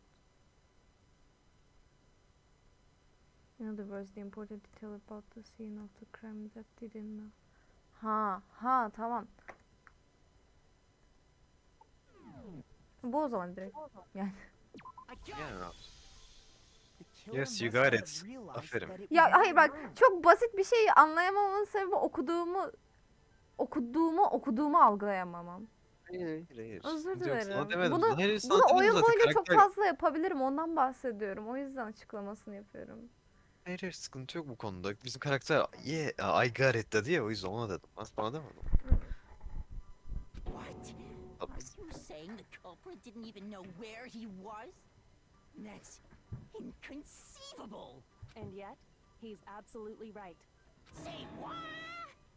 Well, Say to be more specific, what the killer didn't know was that Makoto and Sayaka had switched rooms, which is what led to the misunderstanding about the bathroom. If Sayaka had been in her own room, then Then there would have been a lock on the door, and they would have had to break through. So they had no idea how unnecessary their actions were. Ultimately, we can't know if it came open by force or simply by accident. But the killer must have been considerably confused, with no idea how they actually got the door opened. Yayın hala açık değil mi? Hah, bir an bende dondu da. Yanda bakıyorum. Regardless, it was a pointless act. Wasting time trying to break down a door that wasn't locked is... Definitely something I wouldn't do, since I would have known exactly why it wasn't opening, right? That is a definite possibility. So the killer would have to be someone who didn't know they'd switched rooms? Then Makoto couldn't have done it. Ağla. Kirida. That's what I've been trying to tell you. Okay, then who did do it? I'm sorry, but I give up. Quit without saving. But what happens if we can't decide on who we think did it? Well, why don't we just vote right now? Majority rules. Majority rules? You really think that's a good idea? Yeah, our necks are on the line here. Someone seriously needs to do something. For serious. Does no one have any other thoughts or questions? It does not matter how trivial they may seem. Oh, as a matter of fact, I do have one question. Oh, you... You don't gotta sound so disappointed. It's fine, it's fine. Just ask your question. Oh yeah. Okay, so, well, I was just wondering, how did the culprit get into Makoto's room in the first place? Yes. How did the killer get inside? Maybe Sayaka just dropped the key somewhere and the culprit picked it up. That's possible, right? I don't think so. That seems way too convenient. Then maybe someone picked the lock? Pick the lock ne demek? Yani lockpicking var ya. Kilidi kırmıştır diyor. Ha. Negative. If you Kilidi remember, kırmıştır Monica dediğim made yani it kilidi quite clear that açmıştır. the locks are all unpickable. Fine. How about this? The killer got in the easy way. They could have knocked and said they wanted to talk or something, and Miss Maizono just let him in. No, that can't be it either. Oh, trying to argue against me? Sounds like someone doesn't know his place. Hello? Why exactly can't that be it? Because she asked me to do something in particular because of the... Şöyle bir şey var gibi geldi bir an. Neyse. Because she asked me to do something in particular because of how frightened she was. Bir dakika. Yapsam mı bir dakika isteyeceğim. Sıkıntı yok. Daha rahat bir pozisyona geçmeye çalışıyorum. Anladım.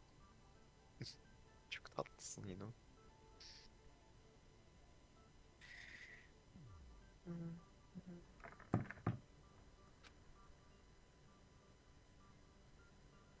That's the answer. That's the answer right there. There is no way Cycle let someone in because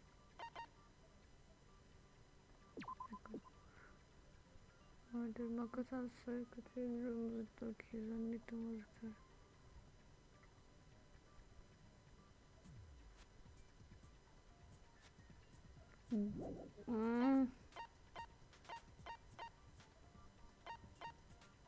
Bu herhalde. Başka hiçbir fikrim yok.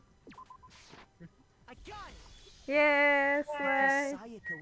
Çok zekiyim ya. Hiç bu değilmiş gibi hissettim ama.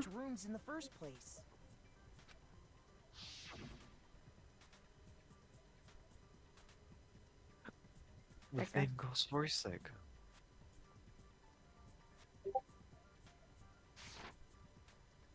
The same goes for Cycle. No matter who it is, don't open the door for anyone. Don't open your door for anyone. Even if I'm sure it's you, I absolutely won't open it. Otherwise, what's the point of even switching? Knowing what she'd been through, I just can't believe she would have opened the door for anyone. What if her being scared was a lie? Huh? Well, what the hell is that supposed to mean? Why would she lie about something like that? I know you don't want to consider it, but look at this and tell me. Can you still deny the possibility? There is something I want to talk to you about. Just, uh, just us two. In 5 minutes. Come see me in my room. Check the nameplates to make sure you don't get the wrong room, okay? Where the fuck? I found a notepad during my search, and I shaded in the top sheet with a pencil. And these are the words that appeared. Oh man! I've totally seen people do that on detective shows. When you write, it can leave an imprint. Sketch over the next sheet of paper, and you can see the words. When I saw that, I was like, holy crap! I better make sure I rip the paper out before I use it from now on. It's a pretty old-fashioned technique, but even the classics can be surprisingly useful sometimes. Oh, and I should also mention, I found the notepad on the desk in Makoto's room. Huh? What? Which means only someone who had been in Makoto's room before the incident could have written it. Then either it was Makoto who lived there, or Sayaka who switched rooms for a single night. So, Makoto, did you write this? No, I didn't. But of course you didn't, because the note also bears a perfectly legible signature. Sayaka's signature. And that note. Sayaka wrote it? But why? Why would she write that? The note was likely her way of getting in touch with a certain someone. She must have slid it under their door to let them know she wanted to meet with them in secret. If you got an invitation like that from the ultimate pop sensation, what young man could resist? Of course, I'm only into 2D, so it wouldn't have any effect on me. But can we be sure anyone even got this note? And honestly, even if they did, I do not think they are at all involved in what happened. Huh? What makes you say that? Would you like to hear what I have to say? Very well then. Pay attention. O ses çok güzel ya.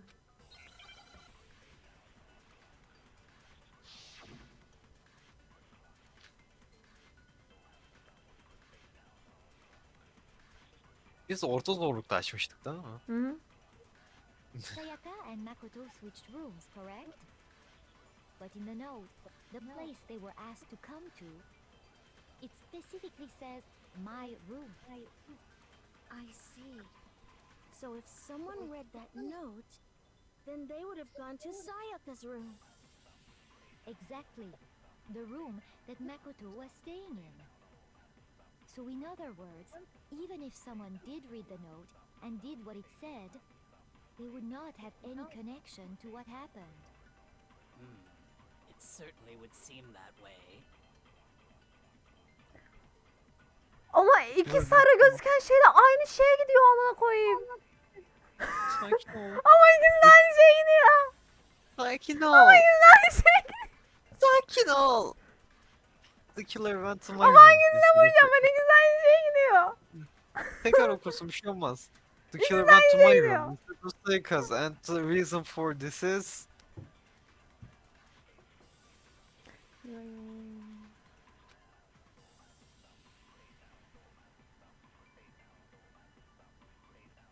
Bir dakika, ha tamam.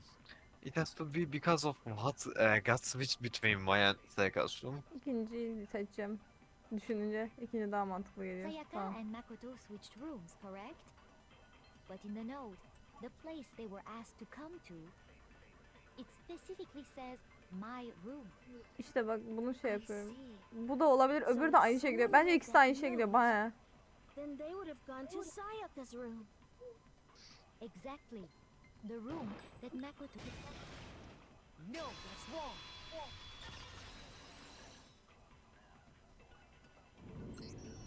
The nameplates on my and Sayaka's rooms got switched. They got switched? That's right. The nameplates got switched, just like the rooms themselves. As a result, the nameplate on Sayaka's room actually had Makoto's name. And the nameplate on Makoto's room had Sayaka's. So what you're saying is, the room Sayaka was staying in was actually marked as her room. Then, Ben yanlışlıkla hızlı if geçtim. Neyse someone bir şey olmaz. did do what the note said, they would end up at Makoto's room where Sayaka was. Plus, their rooms are right next to each other, so switching the nameplates would be no problem. And the one who switched the names was... Well, of course it wasn't you, right, Makoto? Right? Okay, then who did it? There's only one person who could have switched the nameplates.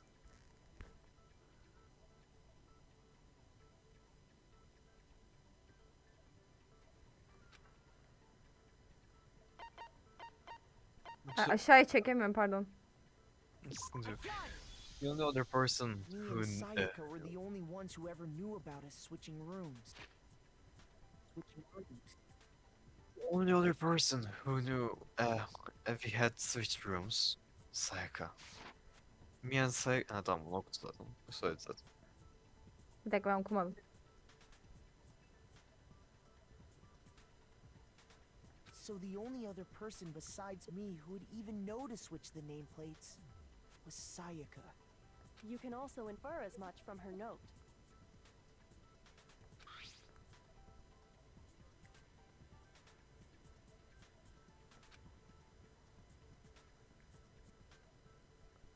She specifically tells the reader to check the nameplate. She would only have written that if she knew the nameplates had been switched. But why would she switch them in the first place? She wanted someone to come to the room she was in, and also hide the fact that it was Makoto's room. What? Inviting someone to your room, but not telling them you'd switched rooms. Why would anyone do that? To understand that, we first need to understand what happened after she invited the person into the room. That's where the answer lies. What happened then was probably whoever she invited over came in and attacked her. We figured it out. We know who did it. Whoever she invited over is the culprit. But we still Allah don't know Allah. who it is, you goddamn idiot. Sayaka fought with her killer there in the room, yes? Perhaps the answer to our previous question lies in that initial struggle. Yes, I think you're right. Then... we just have to figure out what happened during the fight, right? That reminds me. There was a replica sword at the murder scene. Was that perhaps used during the fight? Oh yeah. What's the deal with that sword? Sayaka suggested I should hold on to it. I thought it might come in handy if I had to defend myself. It seems pretty likely that the killer used it to break Sayaka's right wrist. How the hell could you possibly know that's what broke her wrist? The reason I know Sayaka's wrist was broken with the fake sword is because when you look at when I look at her wrist, there is no doubt. I got it. Emin olmak için okuyorum All hepsini you bir have to salise do is falan. take a good look at her broken wrist, and it should become pretty clear. Right there where her wrist is all swollen, there's something glittery there. See? Is that gold? It sure is. Specifically, the gold coating from the replica sword. You barely have to touch that stuff, and it'll stick right to you. And there's some on her wrist because... I got it! Because she got hit with the sword, right there on her wrist! I see. And so the truth draws ever closer. All right, then it's about time to solve this mystery. What happened in my room? And what led to Sayaka's death? That's what we need to make clear. There is a bit more to learn about non-stop debates. Would you like to hear more? Absolutely. Are you getting used to those non-stop debates? Starting with the next debate, I will start loading multiple truth bullets into your truth cylinder. Ben Allah silence bekliyorum. Neyse. But just like with the weak spots, the only one of those balls can Kaan, actually refute some. sen oku sonra söyleyeceğim. But just like with the weak spots, only one of those balls can actually refute the proper statement. Hiçbir şey Söyle dememek zor mu? Söyle. Biliyordum. Bir yandan da eğlenceli. Sanki eee birine bir bilmece soruyormuşsun gibi bir riddle. Biliyorum. Omar oynarken sen çok yaşadım ya da one shot. In the other words, from here on out, you will have to combine the right truth bullets with the right weak spot to refute each statement. If you come up with the wrong combination, you will make damage to your influence gauge. You can press the Q key to rotate the cylinder and choose which bolt to fire. Press and release the Q key to cycle through each bolt.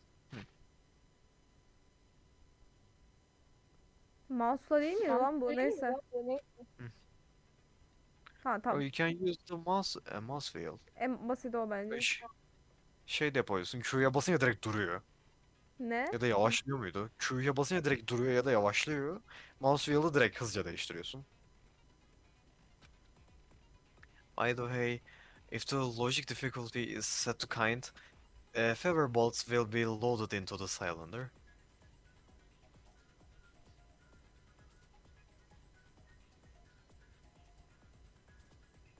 Yok mu? For gelmedi bir türlü yazısı. For our purposes this time, the logic difficulty will be set to mean. Well done, good luck, and have fun.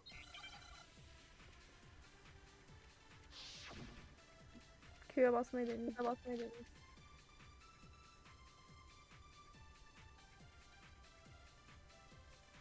O yüzden bütün yazıyı okumak önemli. Ya hiçbir şey değişmiyor. Ha değişmiyor mu? Yok. That's when the first blow was dealt. Q'ya basılı tutsana bir oğlum. Sneak attack. And that's what broke Miss Mizono's Hiçbir wrist. şey anlamadım ya. Üf, odaklanmam gerekiyor. Bozdum işte. Şimdi tekrar okumak istemiyorum.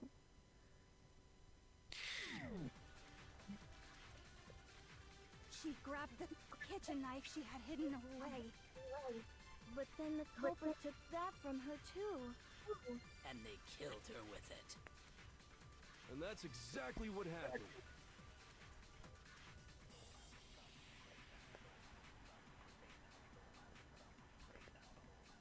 If the person with the sword really did attack first, there is no explanation for how certain part of the sword got damaged.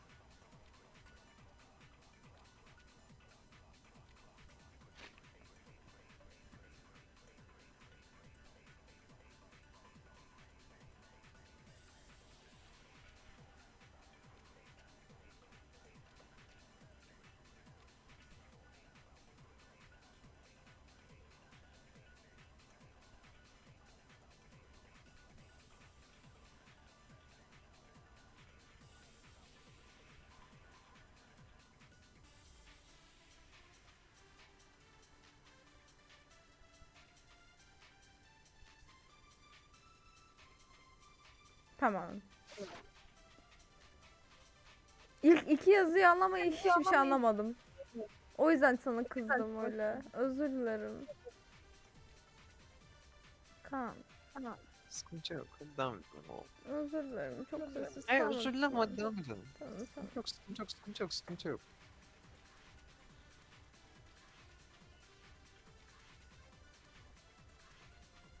Okuyacak mısın?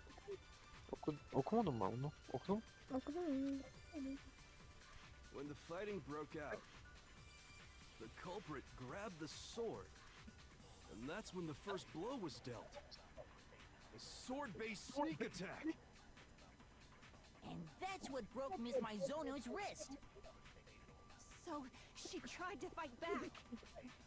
She grabbed the kitchen knife she had hidden away. Ya. Then the culprit took that from her too. And they killed her with it. And that's exactly what happened.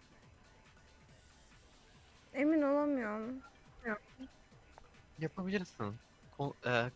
Sakin ol, odaklan. Düşün. Ve Makoto'nun hintini al. Bayağı iyi hint veriyor. Yok yok. Anladım onu. Şey demeye çalışıyor. Eğer ki ilk adam saldırdı ilk katil saldırdıysa neden nokta nokta zarar gördü? When the fighting broke Yani hayır, hangisine vurmam gerektiğini anlamadım.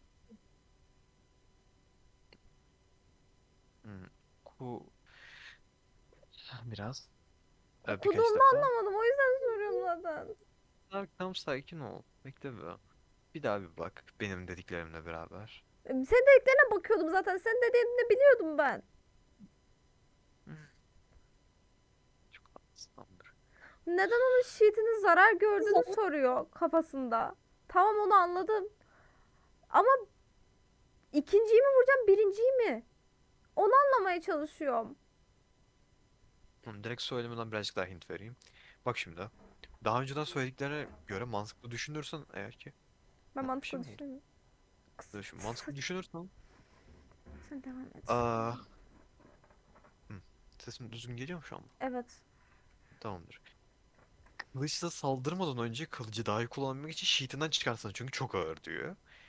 Bu yüzden önce saldırsaydı sheet'inden çıkartmış olması gerekirdi. Kişinin. Kılıç kullanan kişinin. Sayaka'da bıçak var. Bu durumda sen düşün nasıl olduğunu durumu. Yani ilki.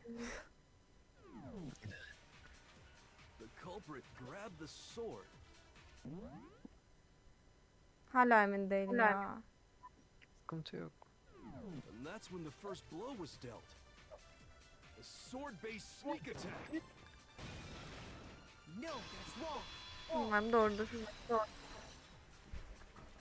Kendimi hiç görmüyorum hala. Actually, Ya bir şey no. olmaz. I don't think the fight started with the sword. Why not? Because the sword sheath had been scratched. See? There's a gash in it. Like someone cut into it with something sharp. Something sharp. You mean like the kitchen knife? That was the Çok only kötü yankı sharp yapıyor thing I Kaan. could see. Söyleme özür dilerim. Devam edeyim mi?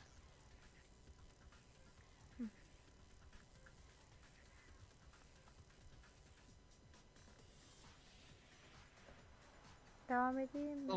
Olur. Stop Devam jumping edebiliriz. ahead. Slow down and explain it so I get what the hell's going on. If the sword was used first, there wouldn't be any explanation for the scratch on the sheath. Benim aklıma başka bir şey vardı neden onun kullanıldığıyla ilgili. O yüzden 2 saat düşündüm. Ne vardı ki ya?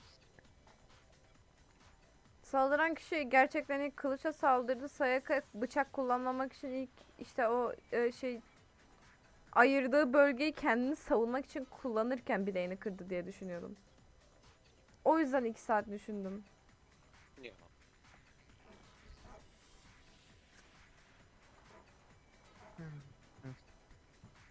If you were going to attack with the sword, you'd take it out of the sheath first, right? That's true. With the sheath on, it'd be heavy and bulky and useless as shit. Okay, so how did the sheath get damaged? If they got attacked with the kitchen knife, maybe they grabbed the sword as a defensive impulse. In that situation, there wouldn't be any time to actually unsheath the sword. So you're saying the sword was initially used to defend against an attack from the knife? Which means whoever had the kitchen knife was the one who attacked first. I think I get it. So here's how it all played out. The culprit came in, found the kitchen knife hidden there somewhere. Then they took the knife and attacked Sayaka before she knew what was happening. So she grabbed the sword to defend herself. But then the culprit took that from her too. Güzel. Alamadım dedim ama.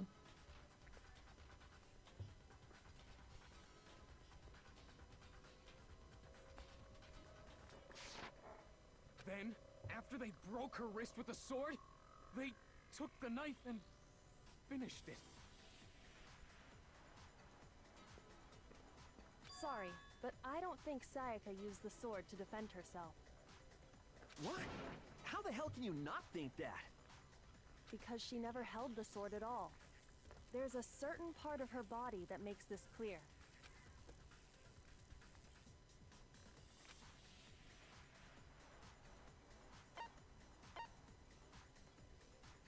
Her palms ne demek? Avucunun içi. Ha. Ha. I got it! You're talking about her palms, right?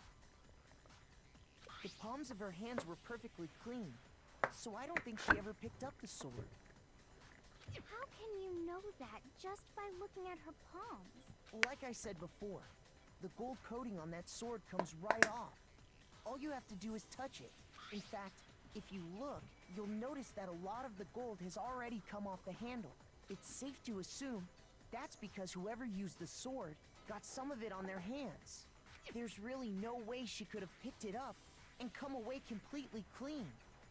Maybe she washed her hands after she escaped into the bathroom. Sorry, but I don't think so. Why do you say that? Is it because you think I'm ugly? Ha, evet.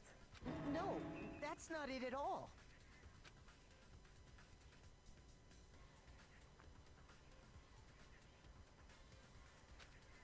There is no way Sayaka Ha, washed the 2 gold saat coating off okumadım her diye hands bekledim. because... Sesim geliyor mu? Evet.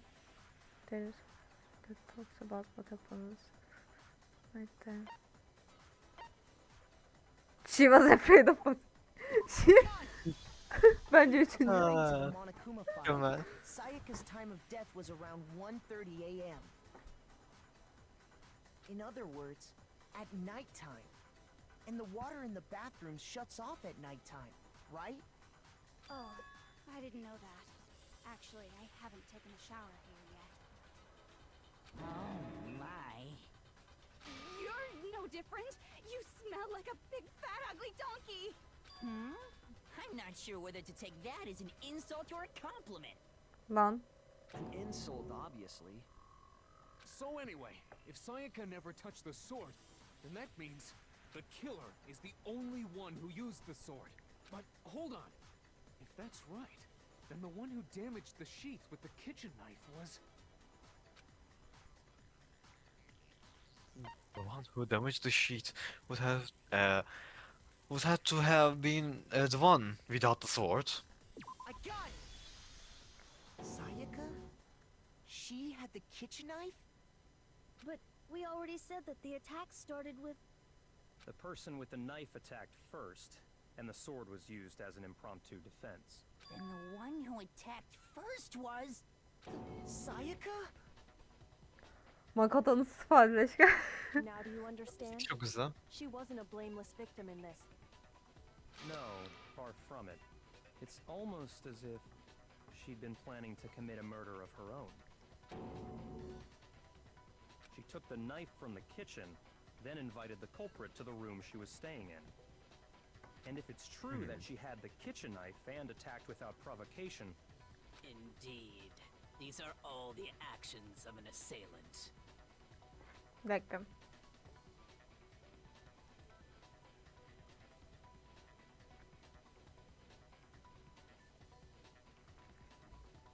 brings up another point. Makoto, Sayaka Makoto. was the one who suggested you two switch rooms, correct? Maybe the reason she wanted to switch rooms was so that she could pin the crime on you. That is a possibility, is it not? Sayaka wanted to... on me? Bir saniye. Yayında da mikrofonumu kapayacağım.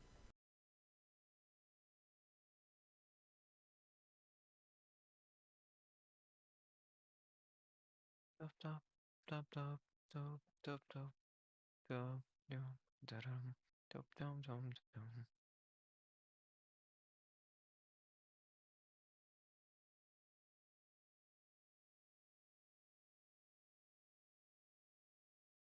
Da-dum dum. Dop dum da-dum. Da-da-da-dum dum.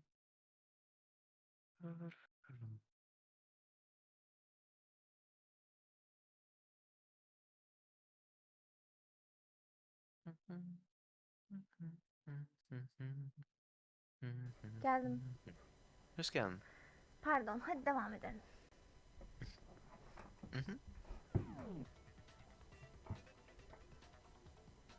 Makoto crying for real.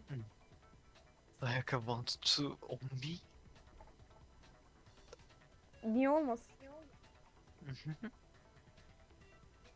Bir dakika.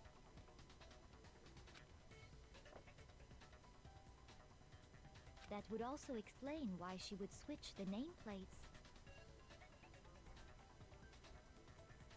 She wanted to get whoever she had targeted to come to Makoto's room where she was staying. And by committing the murder there, instead of her room, that would implicate Makoto. Makoto. But for that to work, the target had to be lured out while still keeping the room swap a secret. If the target knew she had switched rooms, they would have become suspicious right away.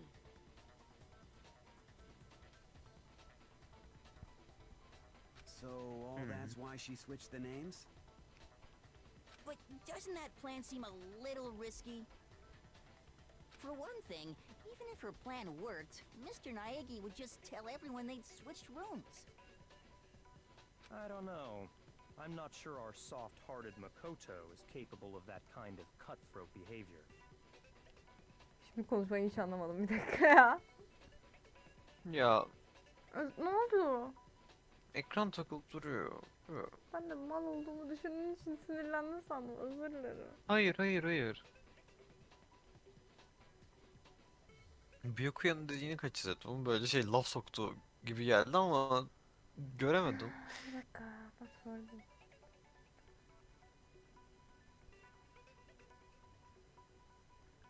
Bir dakika ya, okudum hiç anlayamıyorum. That word, the target had to be lured out while still keeping the room swap a secret.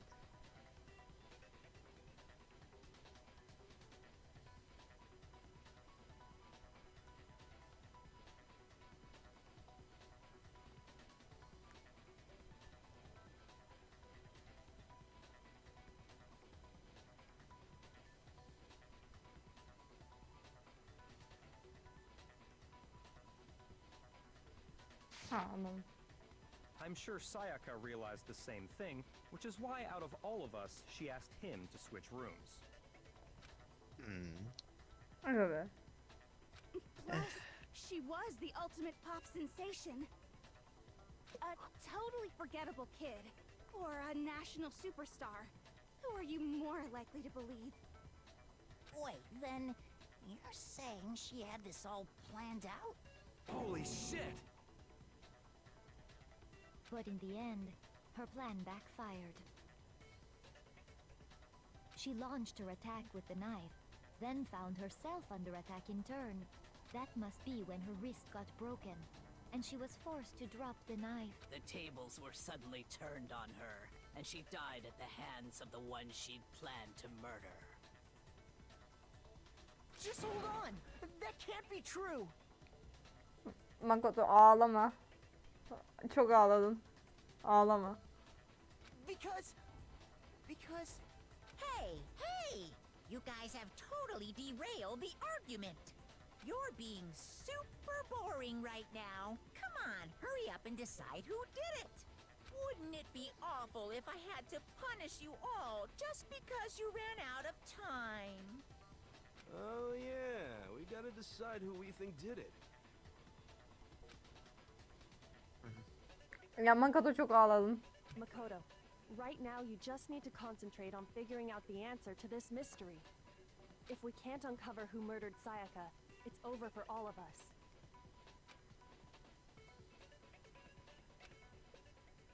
It's really all over. Obviously, I'm committed to finding out who killed her. But what can I do? I mean, as far as clues go, there is nothing left.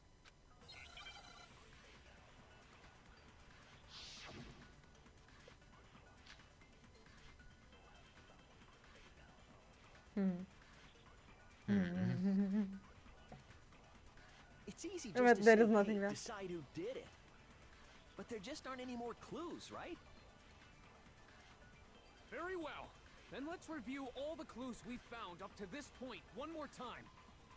Do we really have time for all that? Die! Die! If we don't do something, we're all gonna die!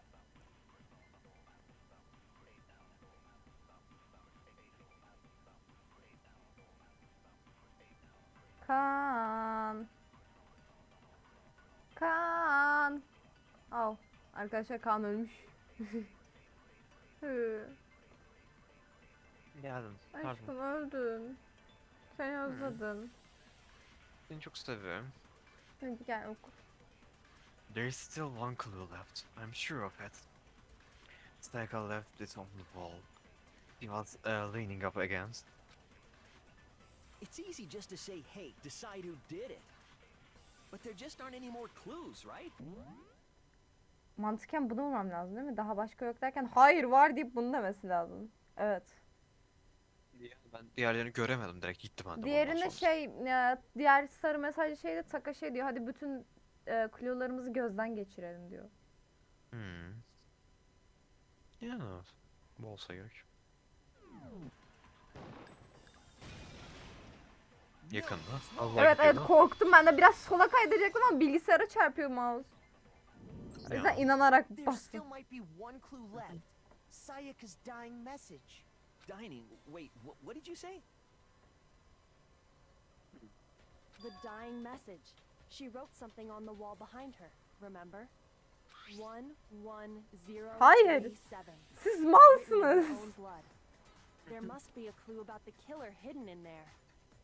Well, before we get too far into that, I need to ask, can we really be sure that Sayaka is the one who wrote it? Evet ben de bunu düşünüyordum.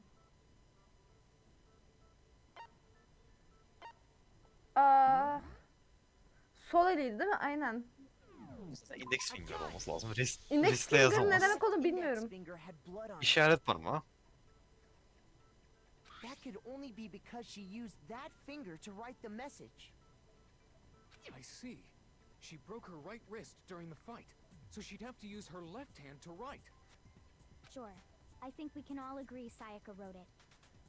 But still, what the heck do those numbers mean?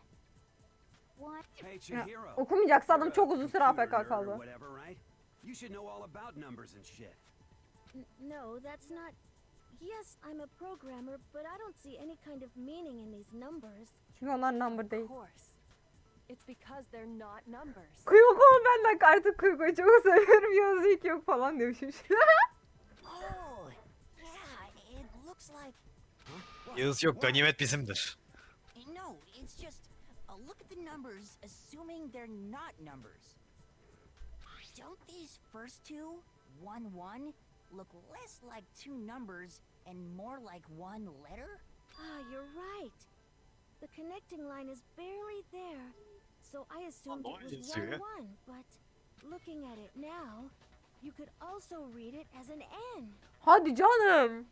Oha! Yemin et. Wow! Whoa, you might have finally just said something worth a shit. Vay amık. Mondo'yu seviyorum ya. Our little gray cells are Mondo karakterini seviyorum ya. Mondo. Ne dedi ki?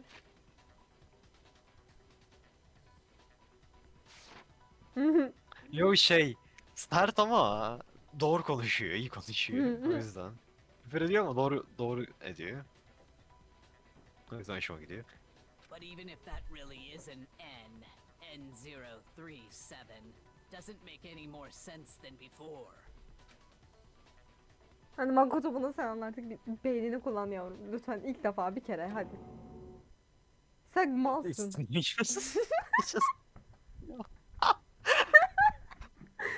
zekalı.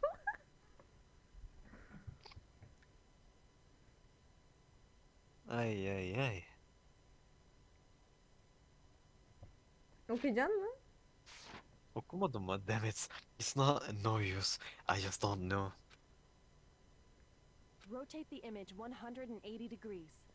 I can her. Biliyorum. Sen malsın ya. Üf, gitmiyorsun. Huh? Rotated? I think maybe I see something. Oh my god. Oh my god. I see. No, I see. She wrote down the killer's name. Oh my god. Huh? You just shot past the clue part and right onto who did it. So, whose name did she write?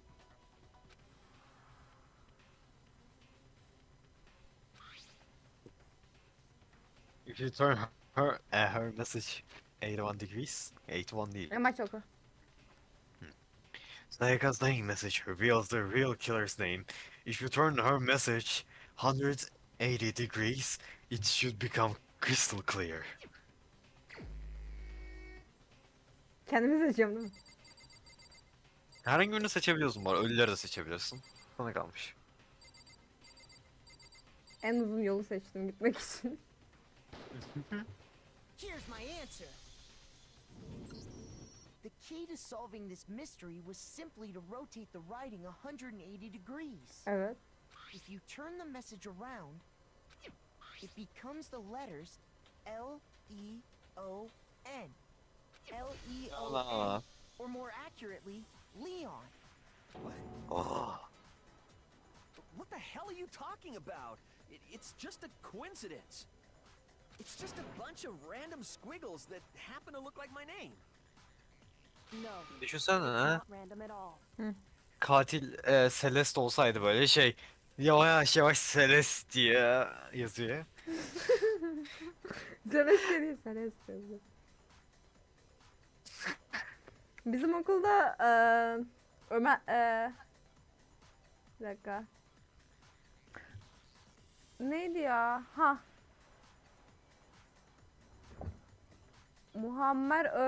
Ömer Arda Üzelce diye bir çocuk var. Düşünsene onun adını yazmış. My man sit on the keyboard. Düşünsene adın Abdurrahman. Devam edelim. She wrote that message on the wall behind her as she was leaning up against it. In that position, she couldn't move to write normally, and had to write upside down, as it were. And as a result, when you look at it standing in front of her, it ends up getting flipped. Try it for yourself if you want. Write something sitting like her, and the letters will be inverted. Yazayım.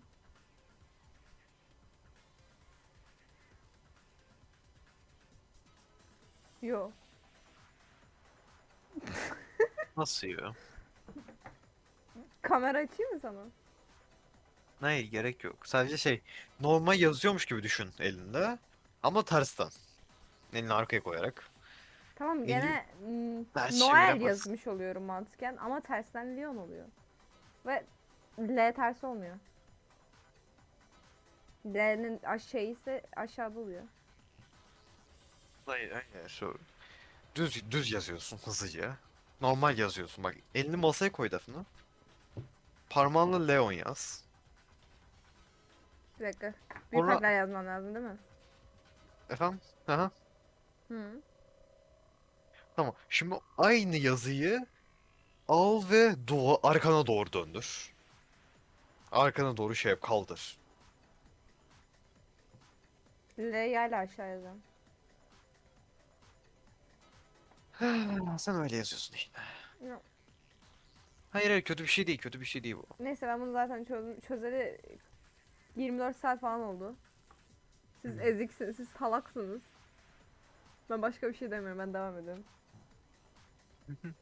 That sounds like one hell of a stretch to me. I'm the killer? You can't just go and say shit like that.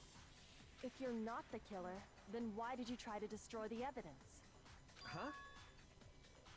You know what I'm talking about, right, Makoto?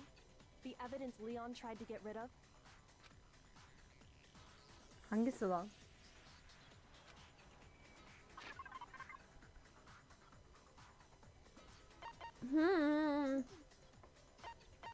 Okumuyorsun ama geçiyorum Kaan. Pardon. It's that thing I found on the ground. Yeah. It's that thing I found on ground in front of the incinerator, right? Pardon. Burada yazı yazmayı unutmuşum. You mean the burnt shirt piece I found laying on the ground by the incinerator, right? As the killer stabbed Sayaka, they must have gotten some of her blood on them. And to dispose of the shirt covered in the victim's blood, they threw it into the incinerator. But one piece burned off and got left behind. And the killer didn't notice. If they had, they most certainly would have panicked. Isn't that right, Leon? But is one scrap of fabric enough to conclude that Leon is guilty? Yeah, I mean, Leon's not the only one wearing a white button-up. That's right. There are plenty of other people here with shirts like mine. With just that one little charred piece, there's no way you can say for sure who it belongs to. You're right. That alone isn't enough. But there are some other points that may reveal the truth. Are you finally starting to understand? The answers to all the riddles are right here. Yeah, I think so. What remains of the button-up shirt, which the killer wasn't able to get rid of. There is something about it we need to pay attention to in order to figure out who's responsible. Anlamadım ya. Anlamadım. Konuşmayı İyisin. anlamadım. Ve bu sefer Ya, okuduğum halde tekrar oku. anlamadım. Hayır, okuduğum halde anlamadım. Ya. Bir daha bir yavaşça bak istersen.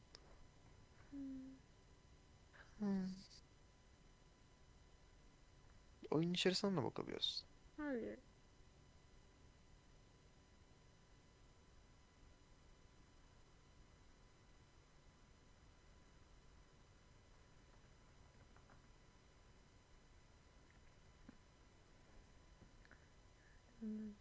But there are some other points that may reveal the truth.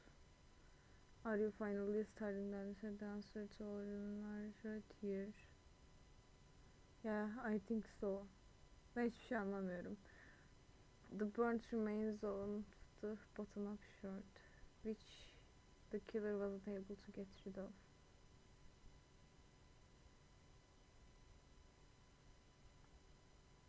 There's something about we need to pay attention to in order to figure out who is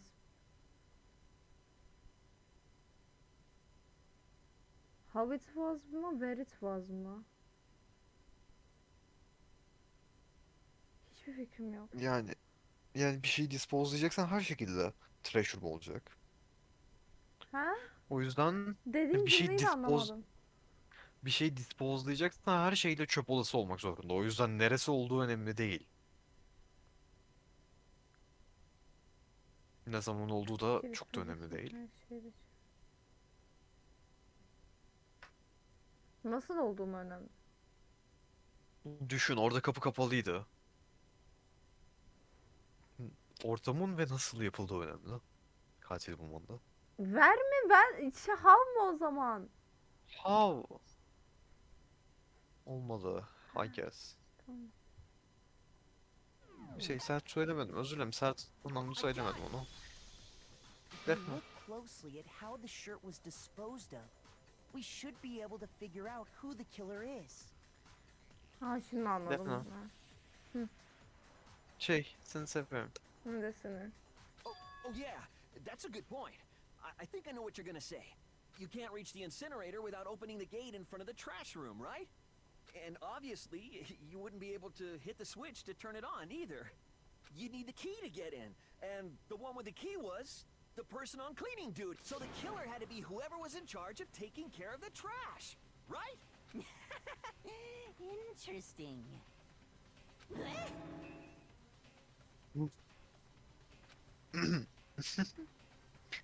No, that's wrong. There was another way to use the incinerator without being the one on cleaning duty. And that's exactly what proves that Leon is the real killer.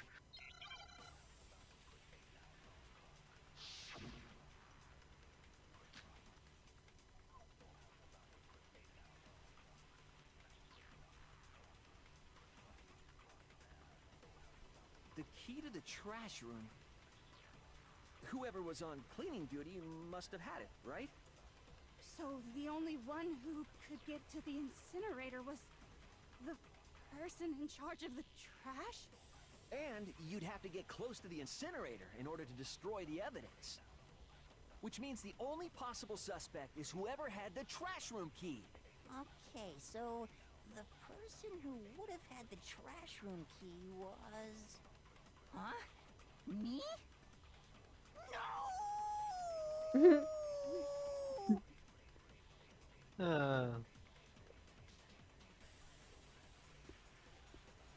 There absolutely was a way to use the incinerator without using the trash room key.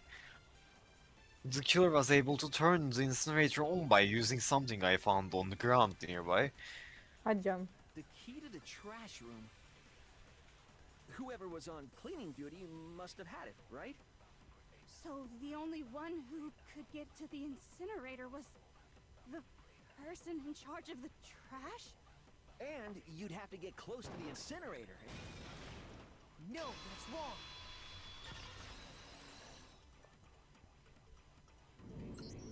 Arkadaki Hold müzik on. çok seksi. I think I know how someone could dispose of the evidence without using the trash room key. But if you can't get past the gate, you couldn't possibly turn on the incinerator, could you?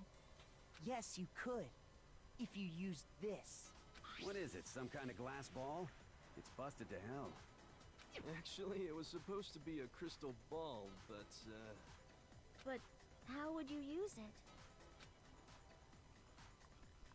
Killer had to use the glass ball in a certain way, which was... I got it! The killer simply took aim at the incinerator switch and threw the ball through a gap in the gate. All they had to do was hit that switch, and the incinerator would come to life. Someone threw a gap in the gate? Remember what you said before, Hifumi?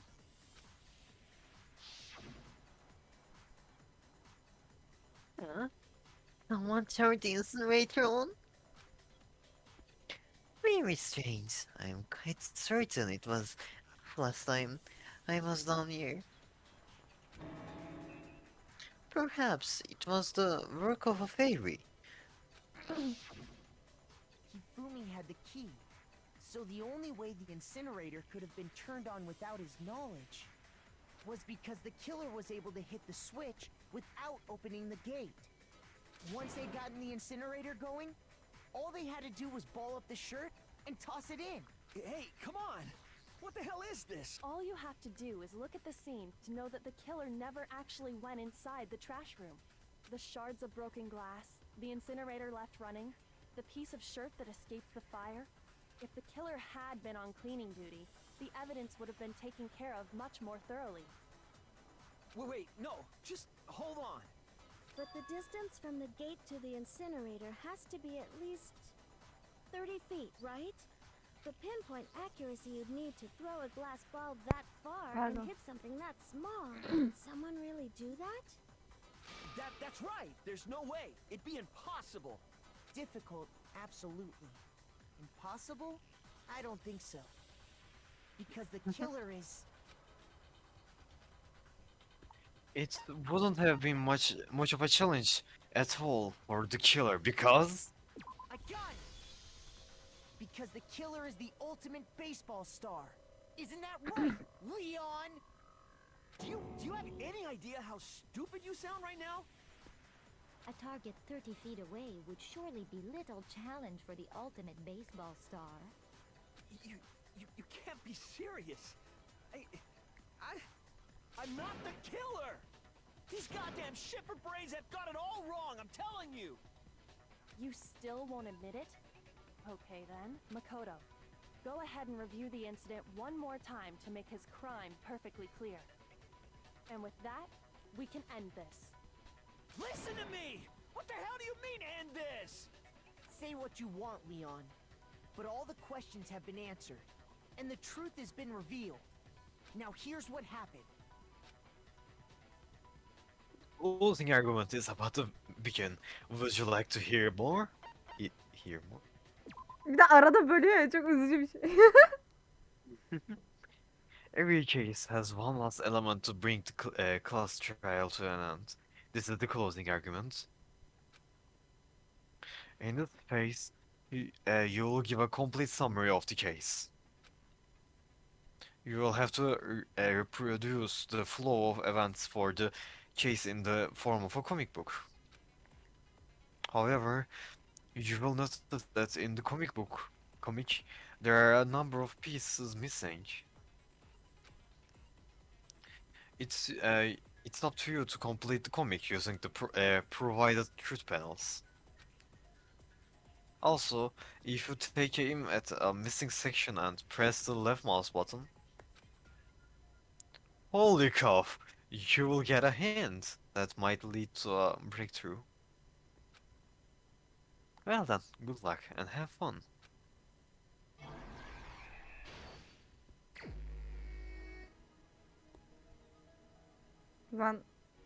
Dur, beynimi kullanmam lazım.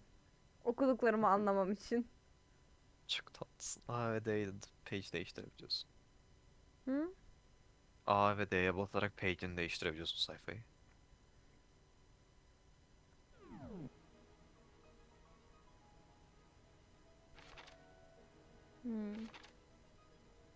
En baş o zaman bu olmalı değil mi? Çünkü girmeden şey olamaz. Tamam.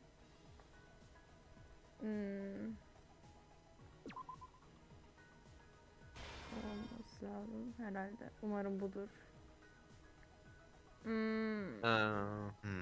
Bilmiyorum.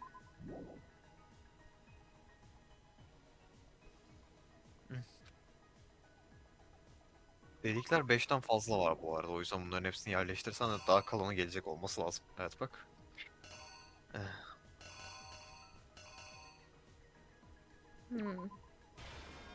O zaman sonra bu.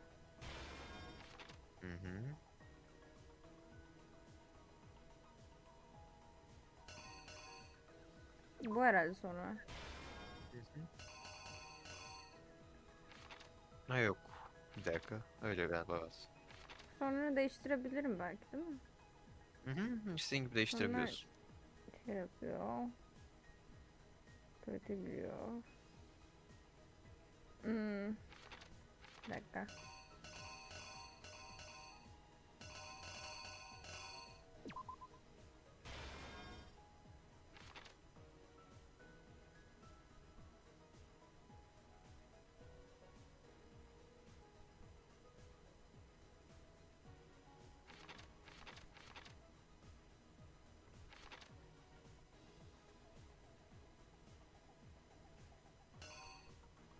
Bu ne lan?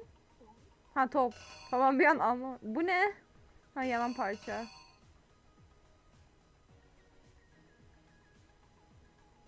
Orada bir tanesi karıştı galiba ya. Baksana şu bıçak olan. Bıçaklaman nereye gidebilir ki? Elinden mi düşüyor orada yoksa alıyor mu?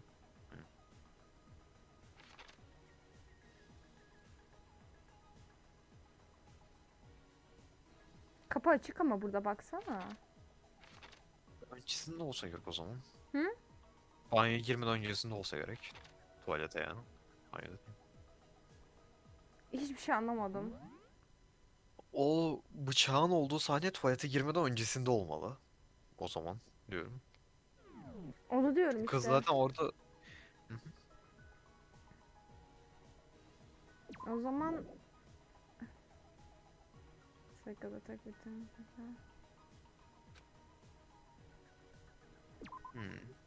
Bu Öyle mu? mi olsun? What did Ha, they yok. do next diyor. Bunu yapmış olması lazım. Evet. Evet. O zaman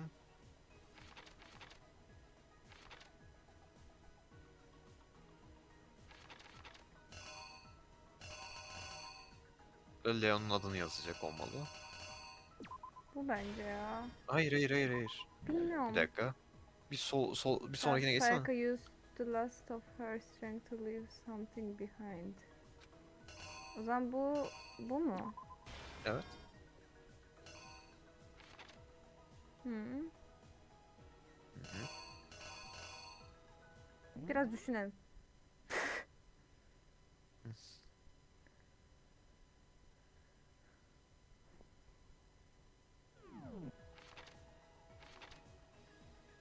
Kendini savundu. Bu tamam. Onun öncesinde bir şey yoktu ama. O öncesinde Dayya'da. Durum open. The only logical way they could have done this was. Bu. O.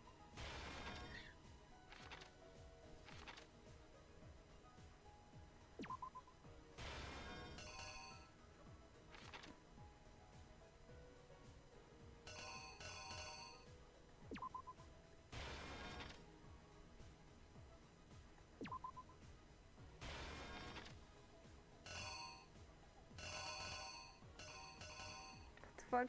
the fuck? Piece of evidence left behind in trash. O buraya gelecek. En son koydun.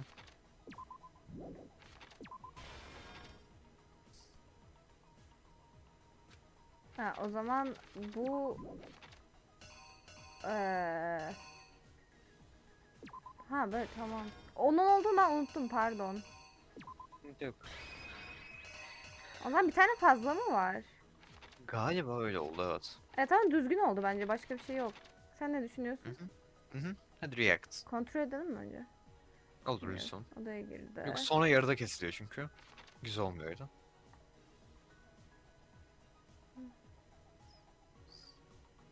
Kendi dojladı, bunu fark etti, sonra aldı. Kendini savundu, sonra saldırdı. Bileği kırıldı. Yaralı Sayaka. Ha. Girdi tuvalete. Kapıyı kilitlendiğini fark etti. Sonra kapıyı açmaya çalıştı, kilitli sanıp. Sonra bir şekilde açtı. Bıçakla girdi. Sayka dedi ha siktir bok. Sayka öldü. Ölürken ismini yazdı.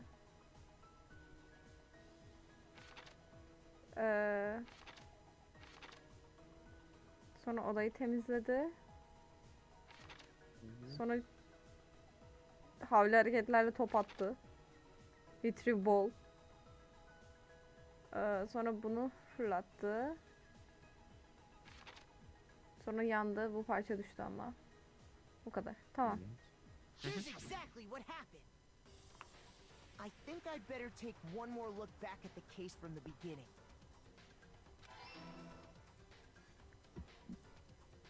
Last night, the killer went to the room Sayaka was in. In other words, my room. From what we can tell, Sayaka invited that person there intending to kill them. She attacked them with the knife she'd taken from the kitchen earlier.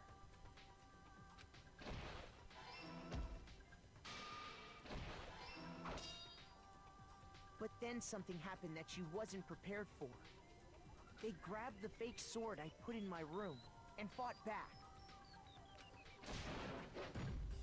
During the struggle, a strike from the sword broke Sayaka's right wrist.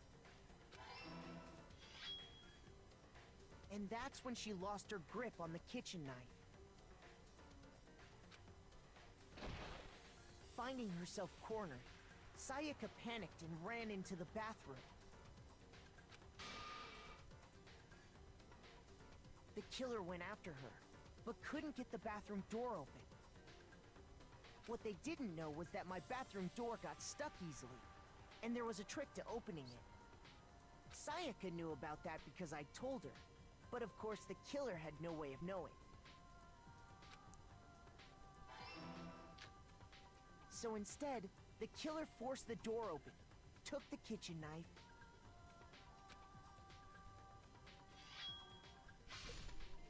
and stabbed Sayaka. Ses efekti.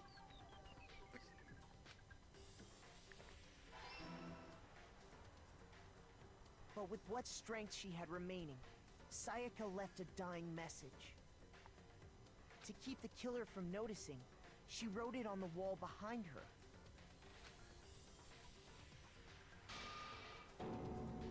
And with that, all her strength was gone.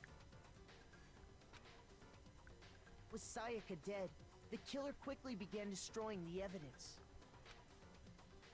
First, they took off their shirt, which was covered in their victim's blood.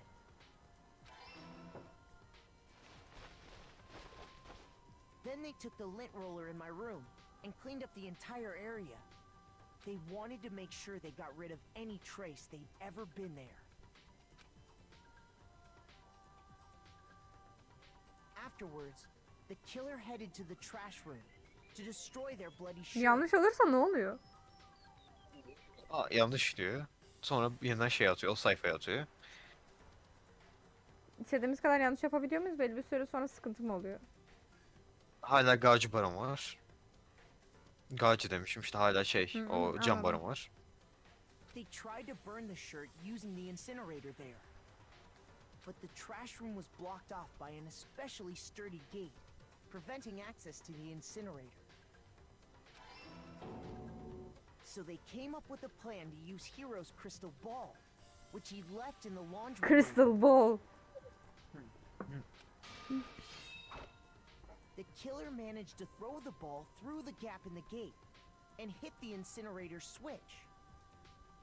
For any normal person, that'd be an impossible throw, but the killer had the confidence to take a shot. And that's because the killer was the ultimate baseball star. The crystal ball, thrown with absolute precision, hit the switch on the incinerator, which then quickly roared to life.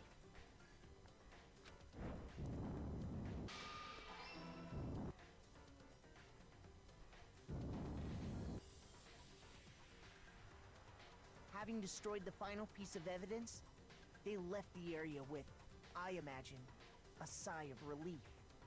But there was one thing they missed. Part of the shirt they'd thrown into the fire burnt away and fell out of the incinerator. The killer didn't notice this, and so left behind a piece of indisputable evidence.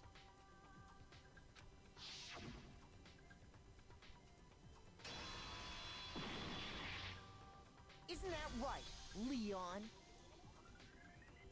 Slay. It would appear that Yay. Hero simply forgot his crystal ball in the laundry room. You went there to try and wash the blood out of your shirt, and that's where you saw it, right? Seeing the ball, you thought of a way to take care of everything. So, Leon, do you object to anything that's been said? Do I object? Hell yes, I object! Of course I do! I object! I object! I object! I mean, all of this is just a bunch of stupid theories! You need evidence! Where's the evidence? Without evidence, it's all bullshit! It's bullshit and I refuse to acknowledge it! Well then, I guess this is as good a time as any to present the evidence that proves you did it.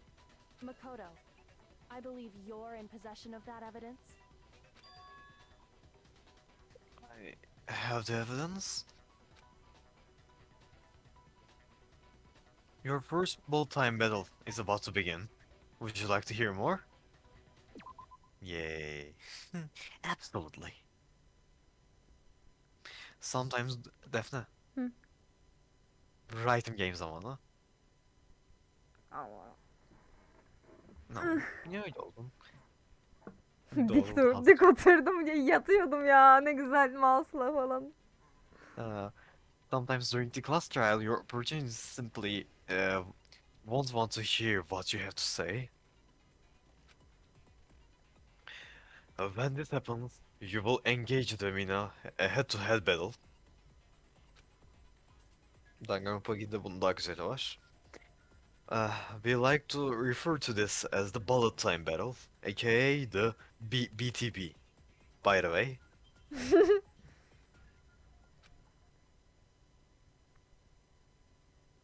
During the BTB, you want to destroy your opponent's statements in time with the item.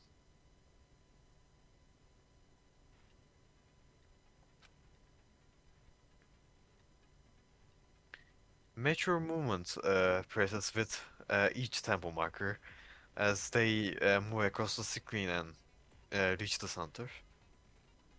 Kısaca noktaları tuttur diyor işte zamanında. Ritmi tuttur. Bu kadar mı? Yeah. Dahası da var.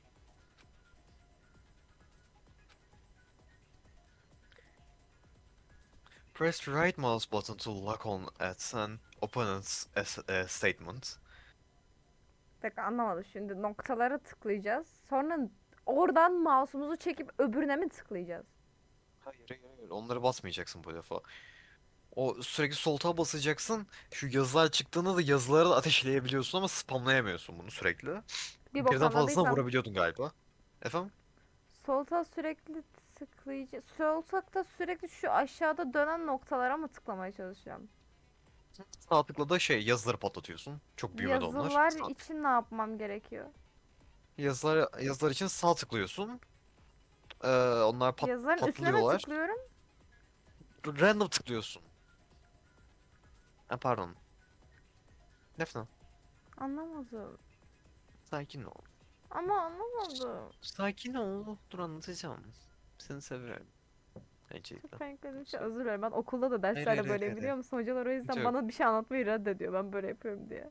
Tam sakin ol. Bak dinle. Sessizce dinle ama tamam mı? Sol tık ritim için ve nereye bastığını hiçbir şekilde fark etmiyor. Belli bir yere basmak zorunda değilsin. Ritim. Sol tık sürekli. Sadece noktalara mı tıklamam lazım?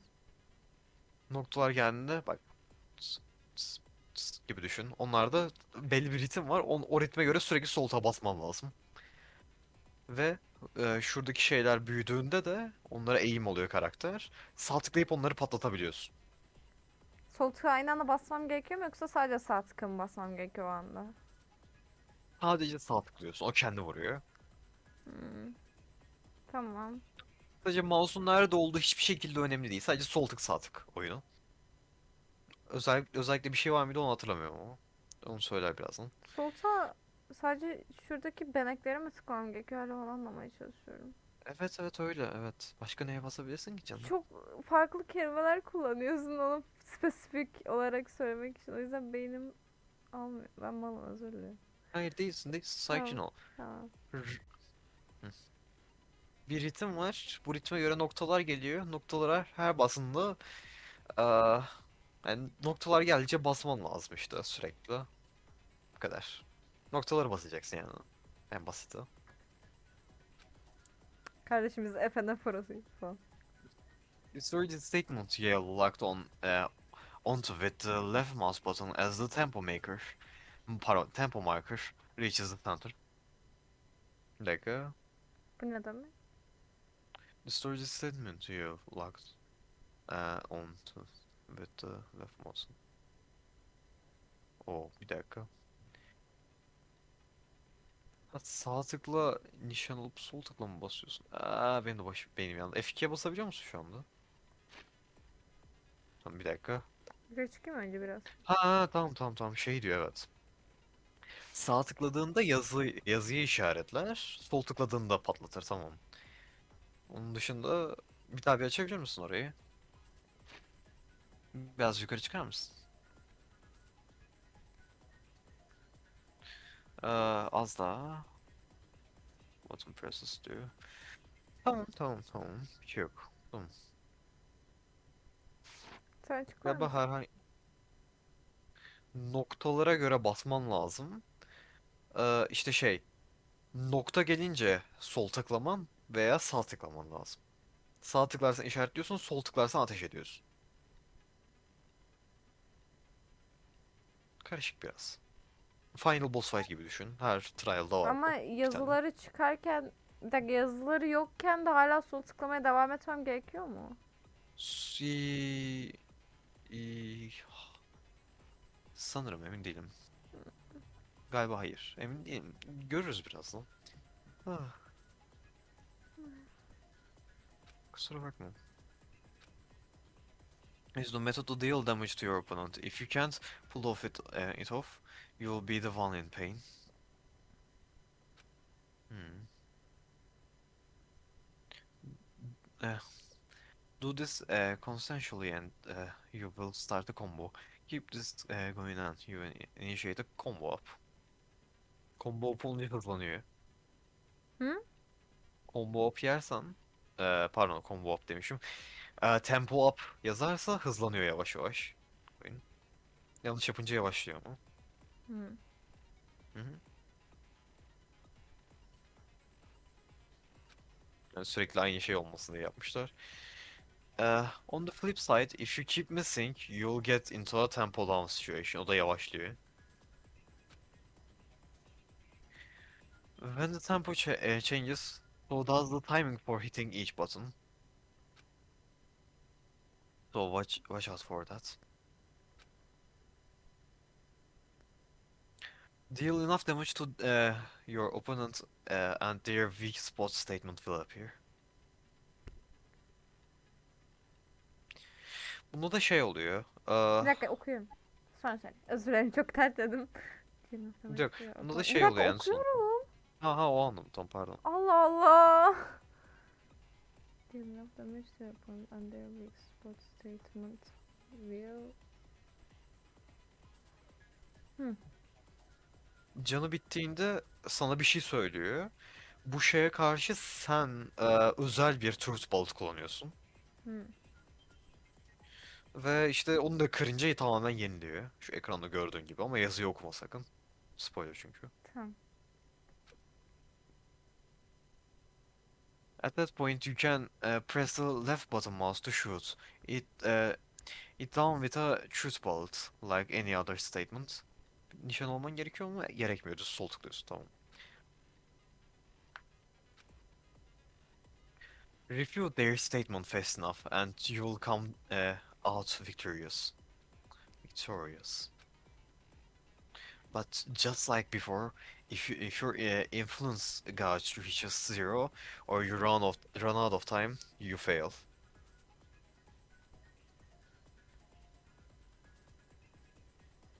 Yapabilirsin. If your influence goes to 0. Well done. Good luck and have fun.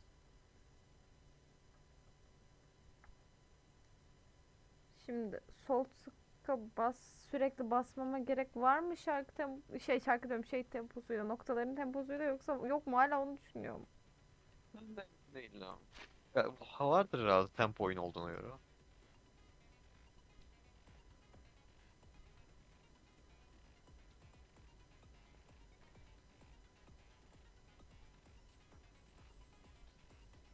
Ya zaten her tempoda şey yap diyor işte galiba, değil mi? Onunla uygun yap diyor. Umarım Match. yaparım.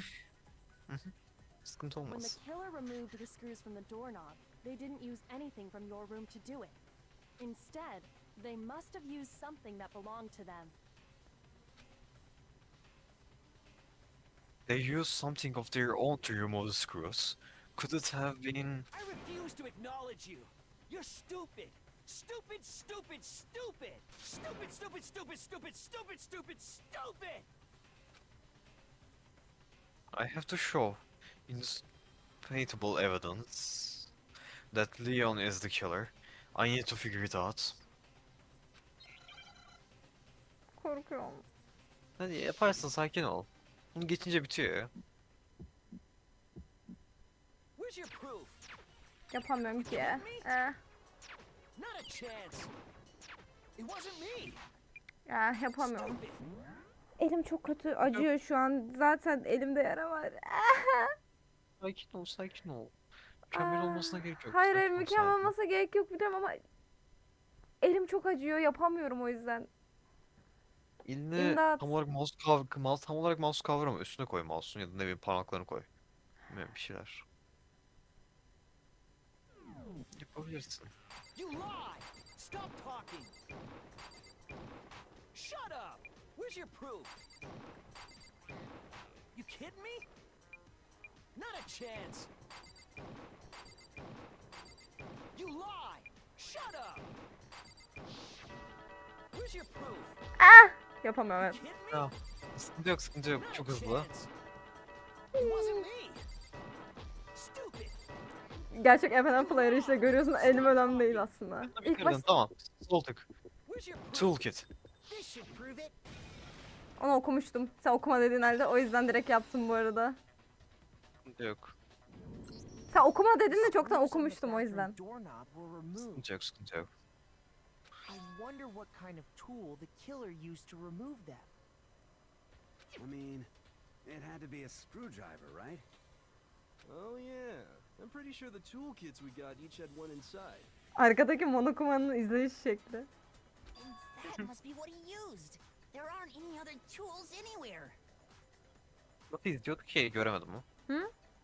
Nasıl izliyorduk ki göremedim mi? Arka tarafı izle. İlla ki In my gözüküyor. room had clearly never been used. That's because the culprit didn't know it was your room. They thought they were in Sayaka's room. Only the boys got toolkits, so the killer naturally assumed there wouldn't be one in there. Okay, then whose toolkit did the killer use? Stupid, stupid, stupid! It had to be their very own toolkit. Stupid, stupid, stupid, stupid, stupid! Leon, would you mind showing us your toolkit? If I'm right about this, then the screwdriver will show some evidence of being used. Stupid, stupid, stupid! Huh? And if you say you used it for something else, you'll have to explain exactly when, where, and why. And let me say this right now. I lost it isn't an excuse at this point. Stupid! Stupid! Aa, monokuma gözükmüyor.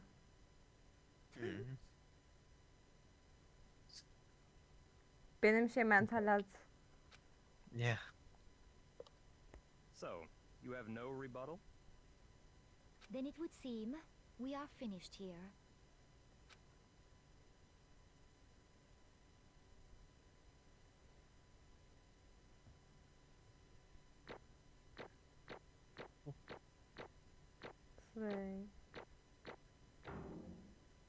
E aldın, mükemmelsin. Hem de Kesinlikle hepsinden ilk E olduğu aldın. için değil.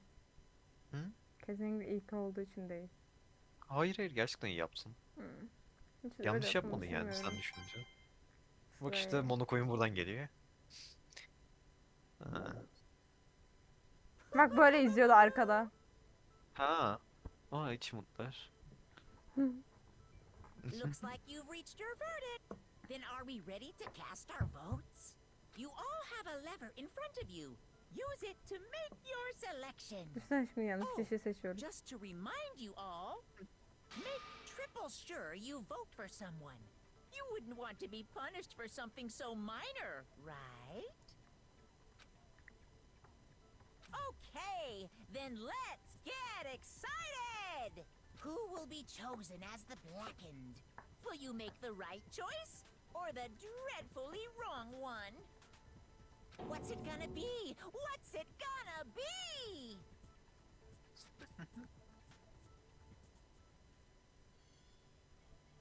Monoko mu bot?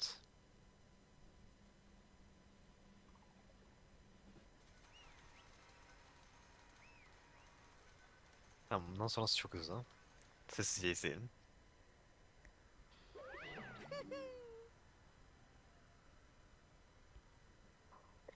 Oh. Oh, looks like you got it right on the money. The blackened in this case, the one that killed Sayaka, was none other than Leon Croata.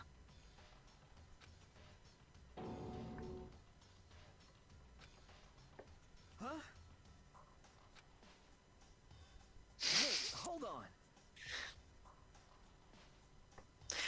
hold on a second.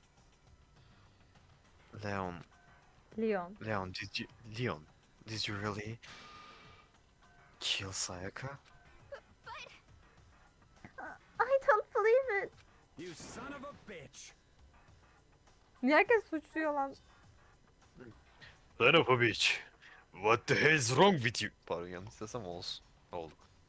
I didn't have a choice.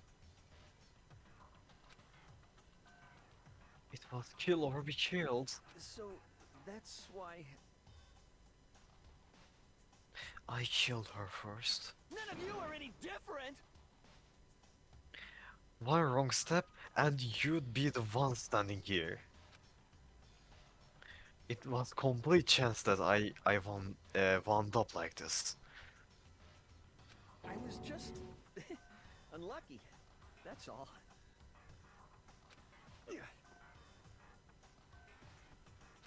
Hey, come on! You expected me to just accept my death?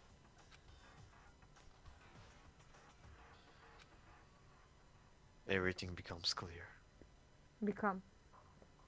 Pardon, everything become clear. Bu yayından sonra bir saat tuvalette kalacağım yalnız. Yeah, sıkıntı yok benim için. The decision we made was right after all. But when I think about that, honestly, I'd be better off if we'd been wrong. Because if what we came up with really is the truth, then the truth is that Sayaka was trying to frame me. But even if that's true, I can't say she was wrong. After all, the mastermind, it's all because of that video. Even I couldn't handle what I saw in there. If I was here, and pardon, if I was her, and the video actually had something to do with me, I can't even imagine.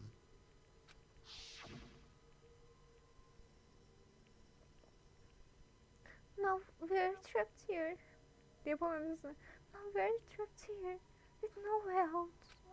They're probably waiting for me. Why? I can't afford to be stuck in here. Here. Yapamıyorum, diyemiyorum onun saygısıyla. The one thing that was more important to her than anything else, her dreams, friends.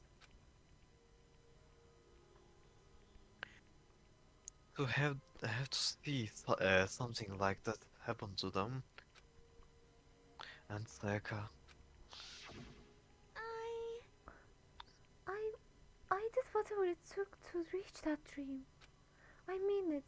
Even some things that weren't so pleasant. And that's why, Sayaka, for the friends that, and that's why, Sayaka, for the friends that meant so much to her. That's why she betrayed me. So, when she said, No matter what happens, please always be there for me. I need you on my side. she was lying to me from the very beginning. She was using me. Hadi canım. Manipülatif. Ben Orada ben ettiysen- farkındaydım zaten. Zaten Orada o yüzden fark ilgimi ettiysen- çekiyordu. Ha. O yüzden fark ettiysen konuşma menüleri falan şu an mavi, o yüzden muhtemelen gece olmalı. Hmm. Is that why she talked to me in the first place? I guess I'll never know. İlk başta büyük ihtimal bilmiyordu. İlk başta büyük ihtimal o yüzden konuşmadı ya.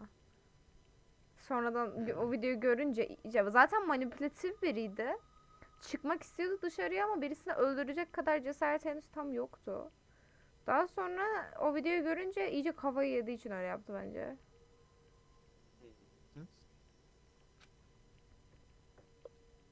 Because There is nothing I can do to ask her what she was thinking. Once you're dead, that's that.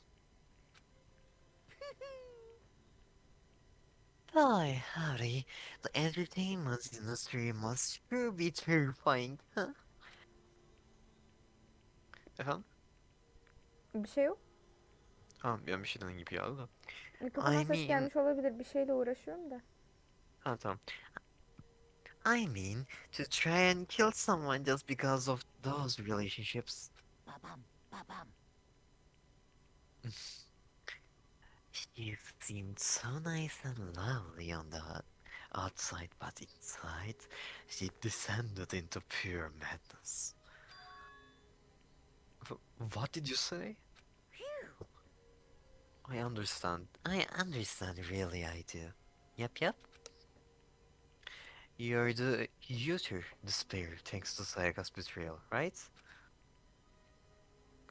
Comparison, intimacy, love, and the stronger those feelings, the stronger the despair when they collapse. Grieving with us. This is all your fault. Like being forced to do something like that. All of it's everything. It's all your fault. Suddenly in a frenzy, I lo I lunged.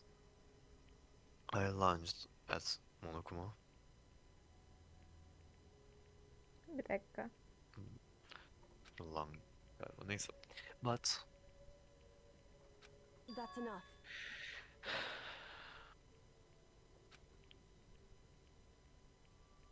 as angry as I was, Kyoko latched onto my arm without hesitation.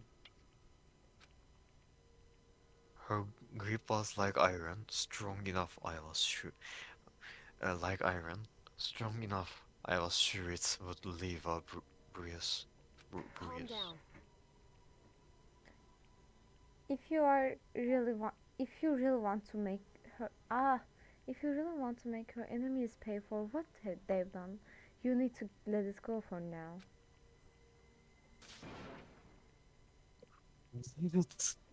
Ba-bum, ba-bum. That was a close one. I thought for sure you were gonna give me a good developing. En sevdiğim şey bu artık. Ne? Ne deniyordu? Müzik mi? Sprite. Ha, spray, ha. Just barely avoided punishment, you did. Yes, indeed.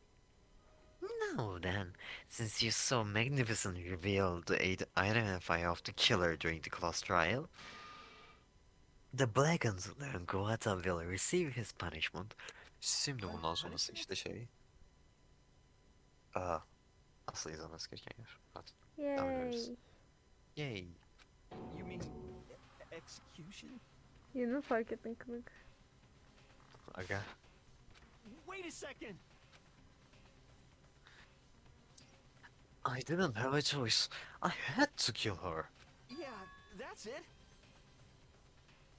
Orayı hiç de öldürmek zorunda değildi. Kız kendini kapattıktan sonra çıkıp gidebilirdi. Evet, ben de onu düşündüm. Kendisi devam etti ondan sonrasını. Hı hı. Yeah, that's it. I was just protecting myself in the heat of the moment. It was self-defense. Is that okay? How exactly was it self-defense? When you forced your way into the bedroom, did you not use your very own toolkit? After she had shut herself in the bedroom, you went out of your way to head back to your own room. Then you came all the way back, broke into the bedroom, and killed her. Am I wrong? Do you understand? You had any number of choices to stop what you were doing. But you chose not to. Is it not because you had an unclouded intent to commit murder? So that's why. Not. Stop it. Pardon, stop it. get some help. I had enough of it. Enough of this. Ay gözüm gitti. Oh, are you sure? You were closer to her than anyone, were you not? He killed you. He killed your precious Sayaka. Do you understand?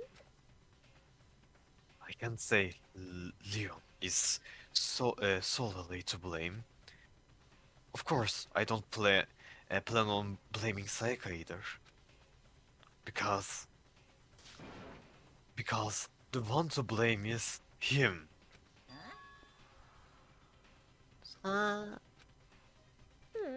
If it's ver- if it weren't for you, this never would have happened to Sayaka or Leon.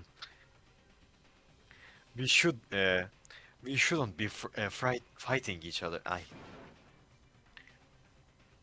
We should be fighting against the one who put us in the situation, the mastermind. Uh-oh. Did you awaken to your sense of justice? Hey, Well, it just so happens.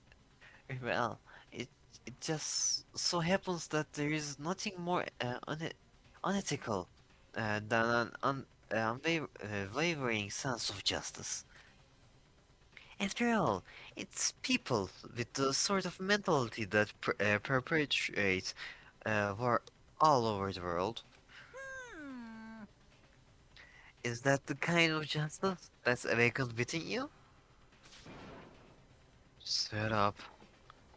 Just shut up.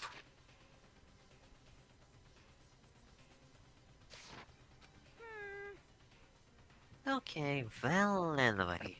More importantly, let's hurry up and get to what everyone's been waiting for. The punishment.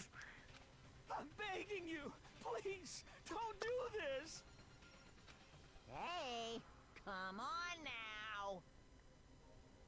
No more begging, no more excuses. You Excuses. must no more excuses. You must pay the penalty for breaking the rules. Society demands it. Stop, please. Now then, I prepared a very special punishment. For Leon Kuwata, the ultimate baseball star.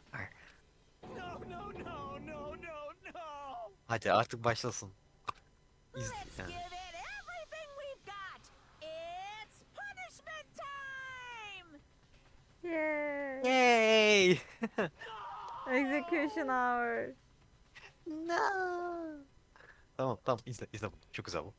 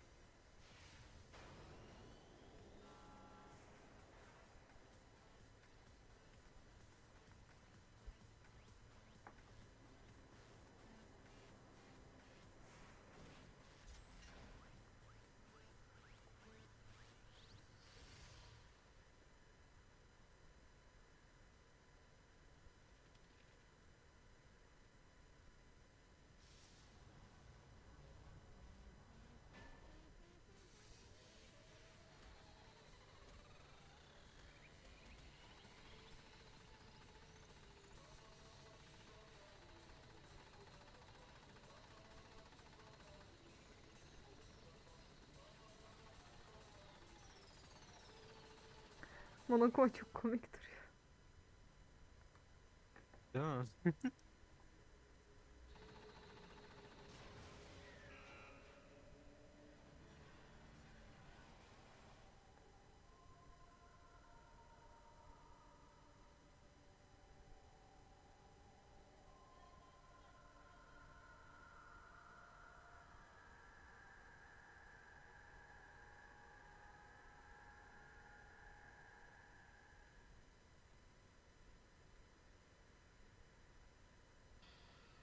Aa, ben cesedi görmek istiyorum. What we saw. That was the true face of despair.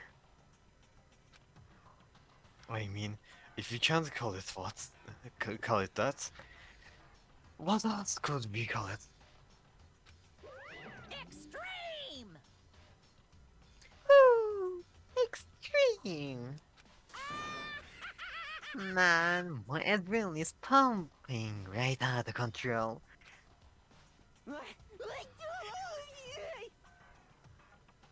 I don't know.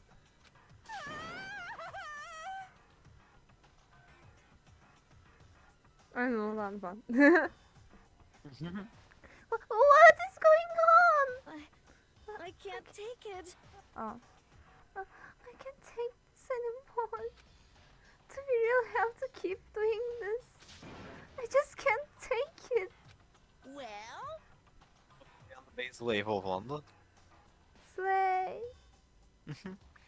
Well, hey, if you don't like it, All you gotta do is swear to cut all ties with this outside world and accept living here forever. Düşünsene Omur'u kesti burada. Umarım millet splashlemeye başlıyor arka arkaya. Hı? Umarım gidip bir anda herkese şey atıyor. Neydi Stair. o? Stair. Ha, stair atıyor. Neyse. Ay. Hackaway. Diyecektim aslında neyse. all you gotta do is swear to cut all ties with the outside world and accept living here forever. But that's only if every single one of you can get on board with that.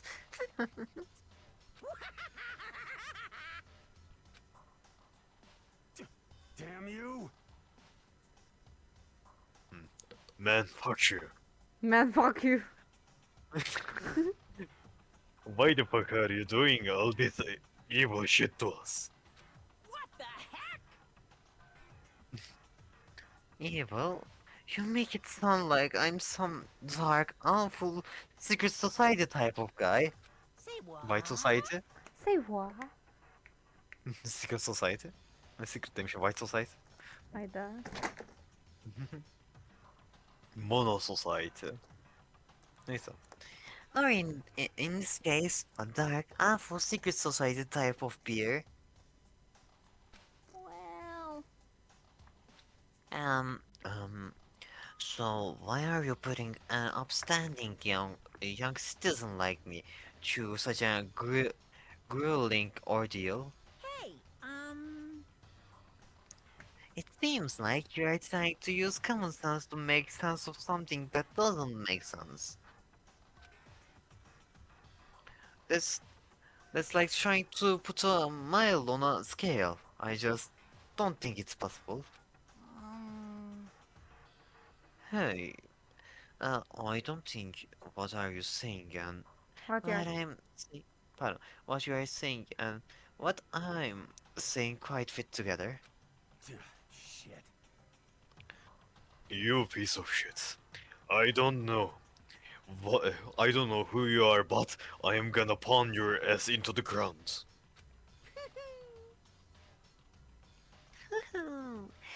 You must really hate me to get so angry. Yayın 4 saat olmak üzere. Evet.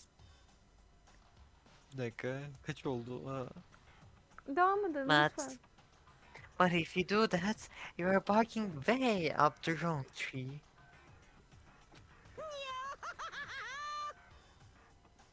What happened? What happened? Happened because more than one of you decided you want to get out, right? No matter how much time passes, you can't cut free of your regrets from the outside world. You are to blame.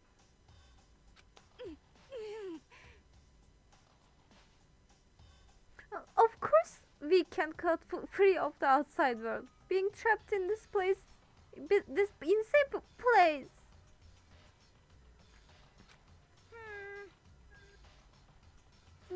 You're trapped, are you?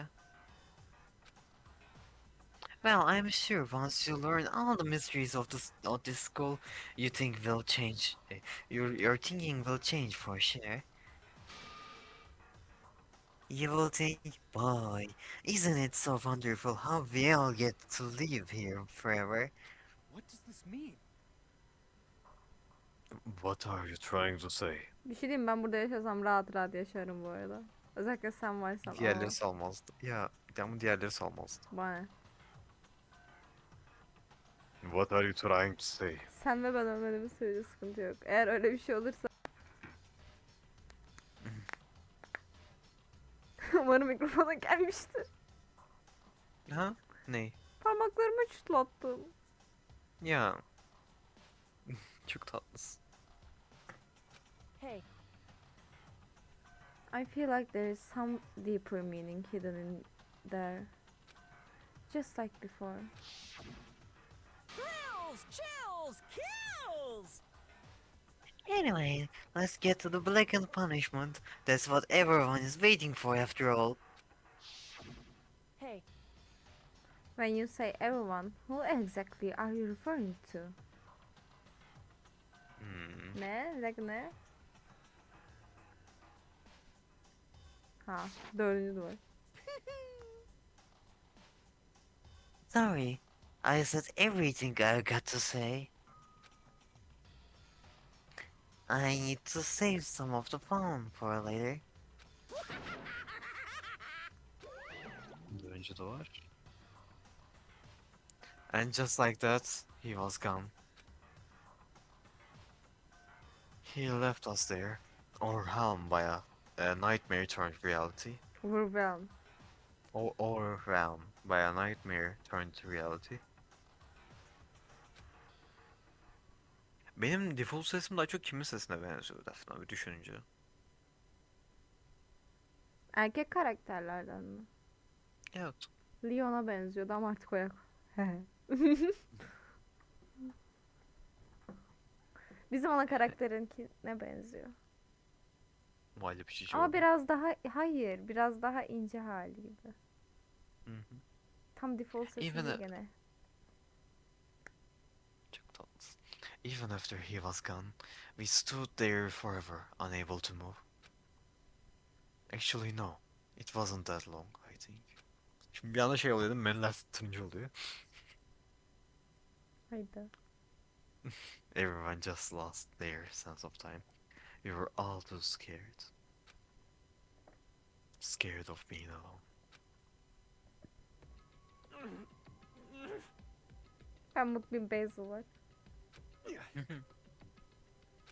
Bir dakika bir şey yapacağım. Basil, öpeyim. Ya. Çok tatlısın. No one even tried to speak. Ya bu 3 saat Squid Game 48 dakika işte. olmuş. Ya değil. Öyle bana. Kardeşim, Squid Game. Their faces were stone. Their voices dead. What it was in that moment. just a second. Makoto, can I talk to you for a second? He moved close and whispered into my ear. Makoto, Before we head back, there's something I want to talk to you about.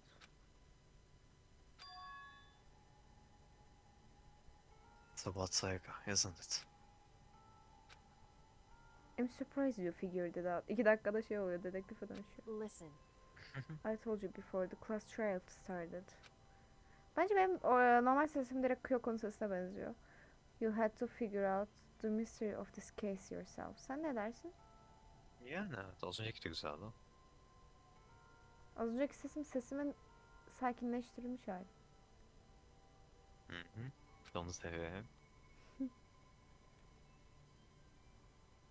You wanted me to realize how Sayaka betrayed me by myself, didn't you? The thought was the thought never even crossed my mind. I feel like such a fool, becoming such an easy target like that. Bu sırada bunu düşünen ben. O yüzden Sayaka ölünce yarı şaşırdım aslında ama bir yandan hiç şaşırmadım çünkü en son gelen de oydu yani. It's true. Sayaka meant to double cross you. That's a fact that you can never change. But even till the very end, she wasn't sure of her decision. That's why, as she lay dying, she was thinking of you. You was thinking of me? Dakika. İyi misin?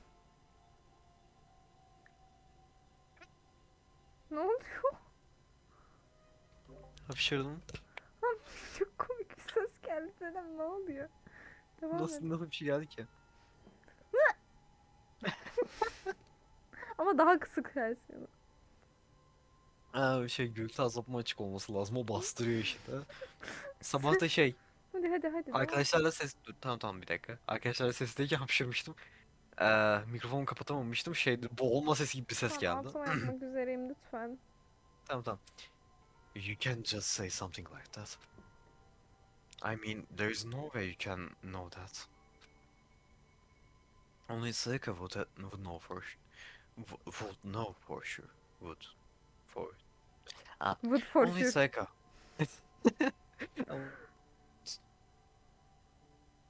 Only Seika would know for sure, and we can't ask her now.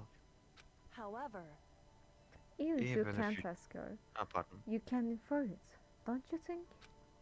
Her final thought was how she could protect you. What? so The fact that she used her last ounce of energy to leave her dying message proves it. If she didn't care what happened to you, she never would have left that message. Well, maybe she just wanted to get back at the person who had killed her. certainly. That's certainly one possibility, but I don't think that's what it was. I think that's what it was. Anyway, She was uncertain. She wasn't sure she could kill someone or deceive you, which is why her plan failed. Her hesitation attracts failure. right. It's almost ironic when you think about it. Why are you telling me all this? Arka plandaki herkesin suratları, sonra arkada Sakura. Chad. Because you are the kind of person who can overcome this. Because you can move past the death of your friends, Sayaka and Leon, and keep moving forward. Correct. Without someone like that, the others would never be able to break free of such a desperate situation. Move past there, that's... Bir dakika bekleyebilir misin? Bir şey yapıyorum çok hızlıca. Hop. Tamamdır. Çıktı ama olsun. I could never do that. Tamam. Artık Bu ben daha de iyi. Kyoko simpiyim. İmdat. Çok tatlısın. Kötü bir şey değil bu. Hayır Yağız yüzünden kötü hissediyorum. Çok tatlısın sen ya. Yayından sonra. No. I'm going to carry them with me to the rest of my life. Aklıma şey geldi. Babam bugün benimleyken şey dedi bana. Ben maksimum izleyeceğim video yarım saatlik. Senin videoların hepsi 2'şer saatlik. İzlemedim o yüzden dedi. Ben de dedim tamam sıkıntı yok. Şimdi bunu göreceğim.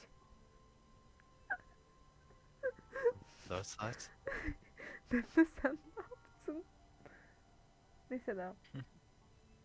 I'm going to carry them with me the rest of my life. How could I possibly move past something like that? Çok yürüme ihtiyacım var bitsin de. Leon, Saika, I will carry them with me forever. I will carry their memories with me wherever I go. So instead of forgetting them, you're choosing the hard road. Well, I have high expectations for you. As she said that, she revealed Revealed. revealed, pardon. As she said that she revealed a small smile. Hey, By the way, I have to admit, I'm curious. How did you know I wanted to talk to you about Sayaka? Oh well, I am psychic. what? Huh? Kidding. I just have pretty good intuition. Ağlıyorum.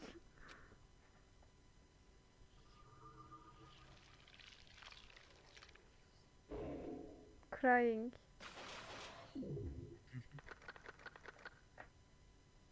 On 12. To be continued. To be cont. The Spear Bat. Ha Leon'a yakalandı. Bence bir sonraki soltu kaydetmelisin. Ben de öyle Bayağı bir düşünmüştüm. trial. Bayağı koskoca trial oldu. Tamam artık kaydedip çıkabilirsin bence. Yani yatmadı ama istersen yatılabilirsin. Sabah mı? Yok, boş ver. Ya sabah. Çok konuşuyor. Ya da aynen. Boş ver. Tuvalete bakalım. Hayır Tuvalete hayır hayır bakalım. lütfen. Tamam. Ya da evet tuvalete bakalım.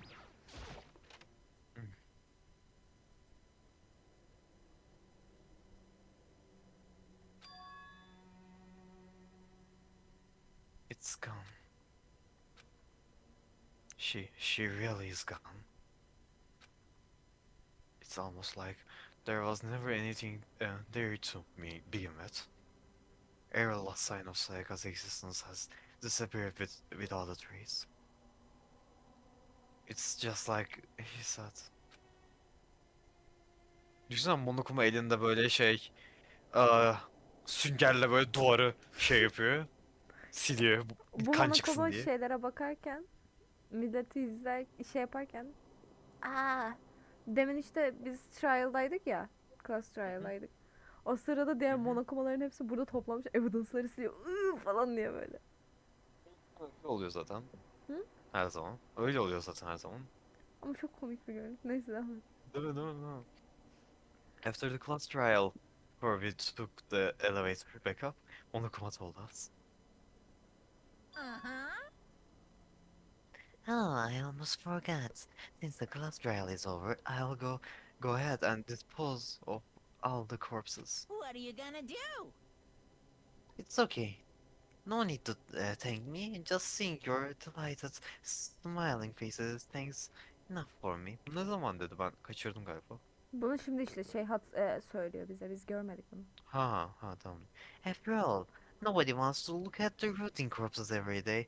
That can't be good for your health.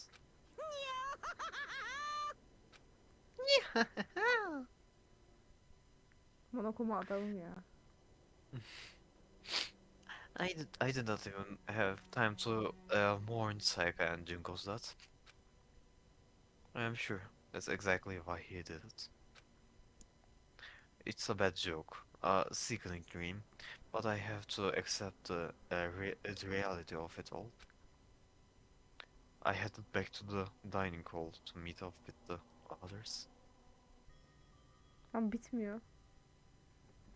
Yeter. Çok yoruldum. Buraya kaydetsem de olur, bir şey yapmadık.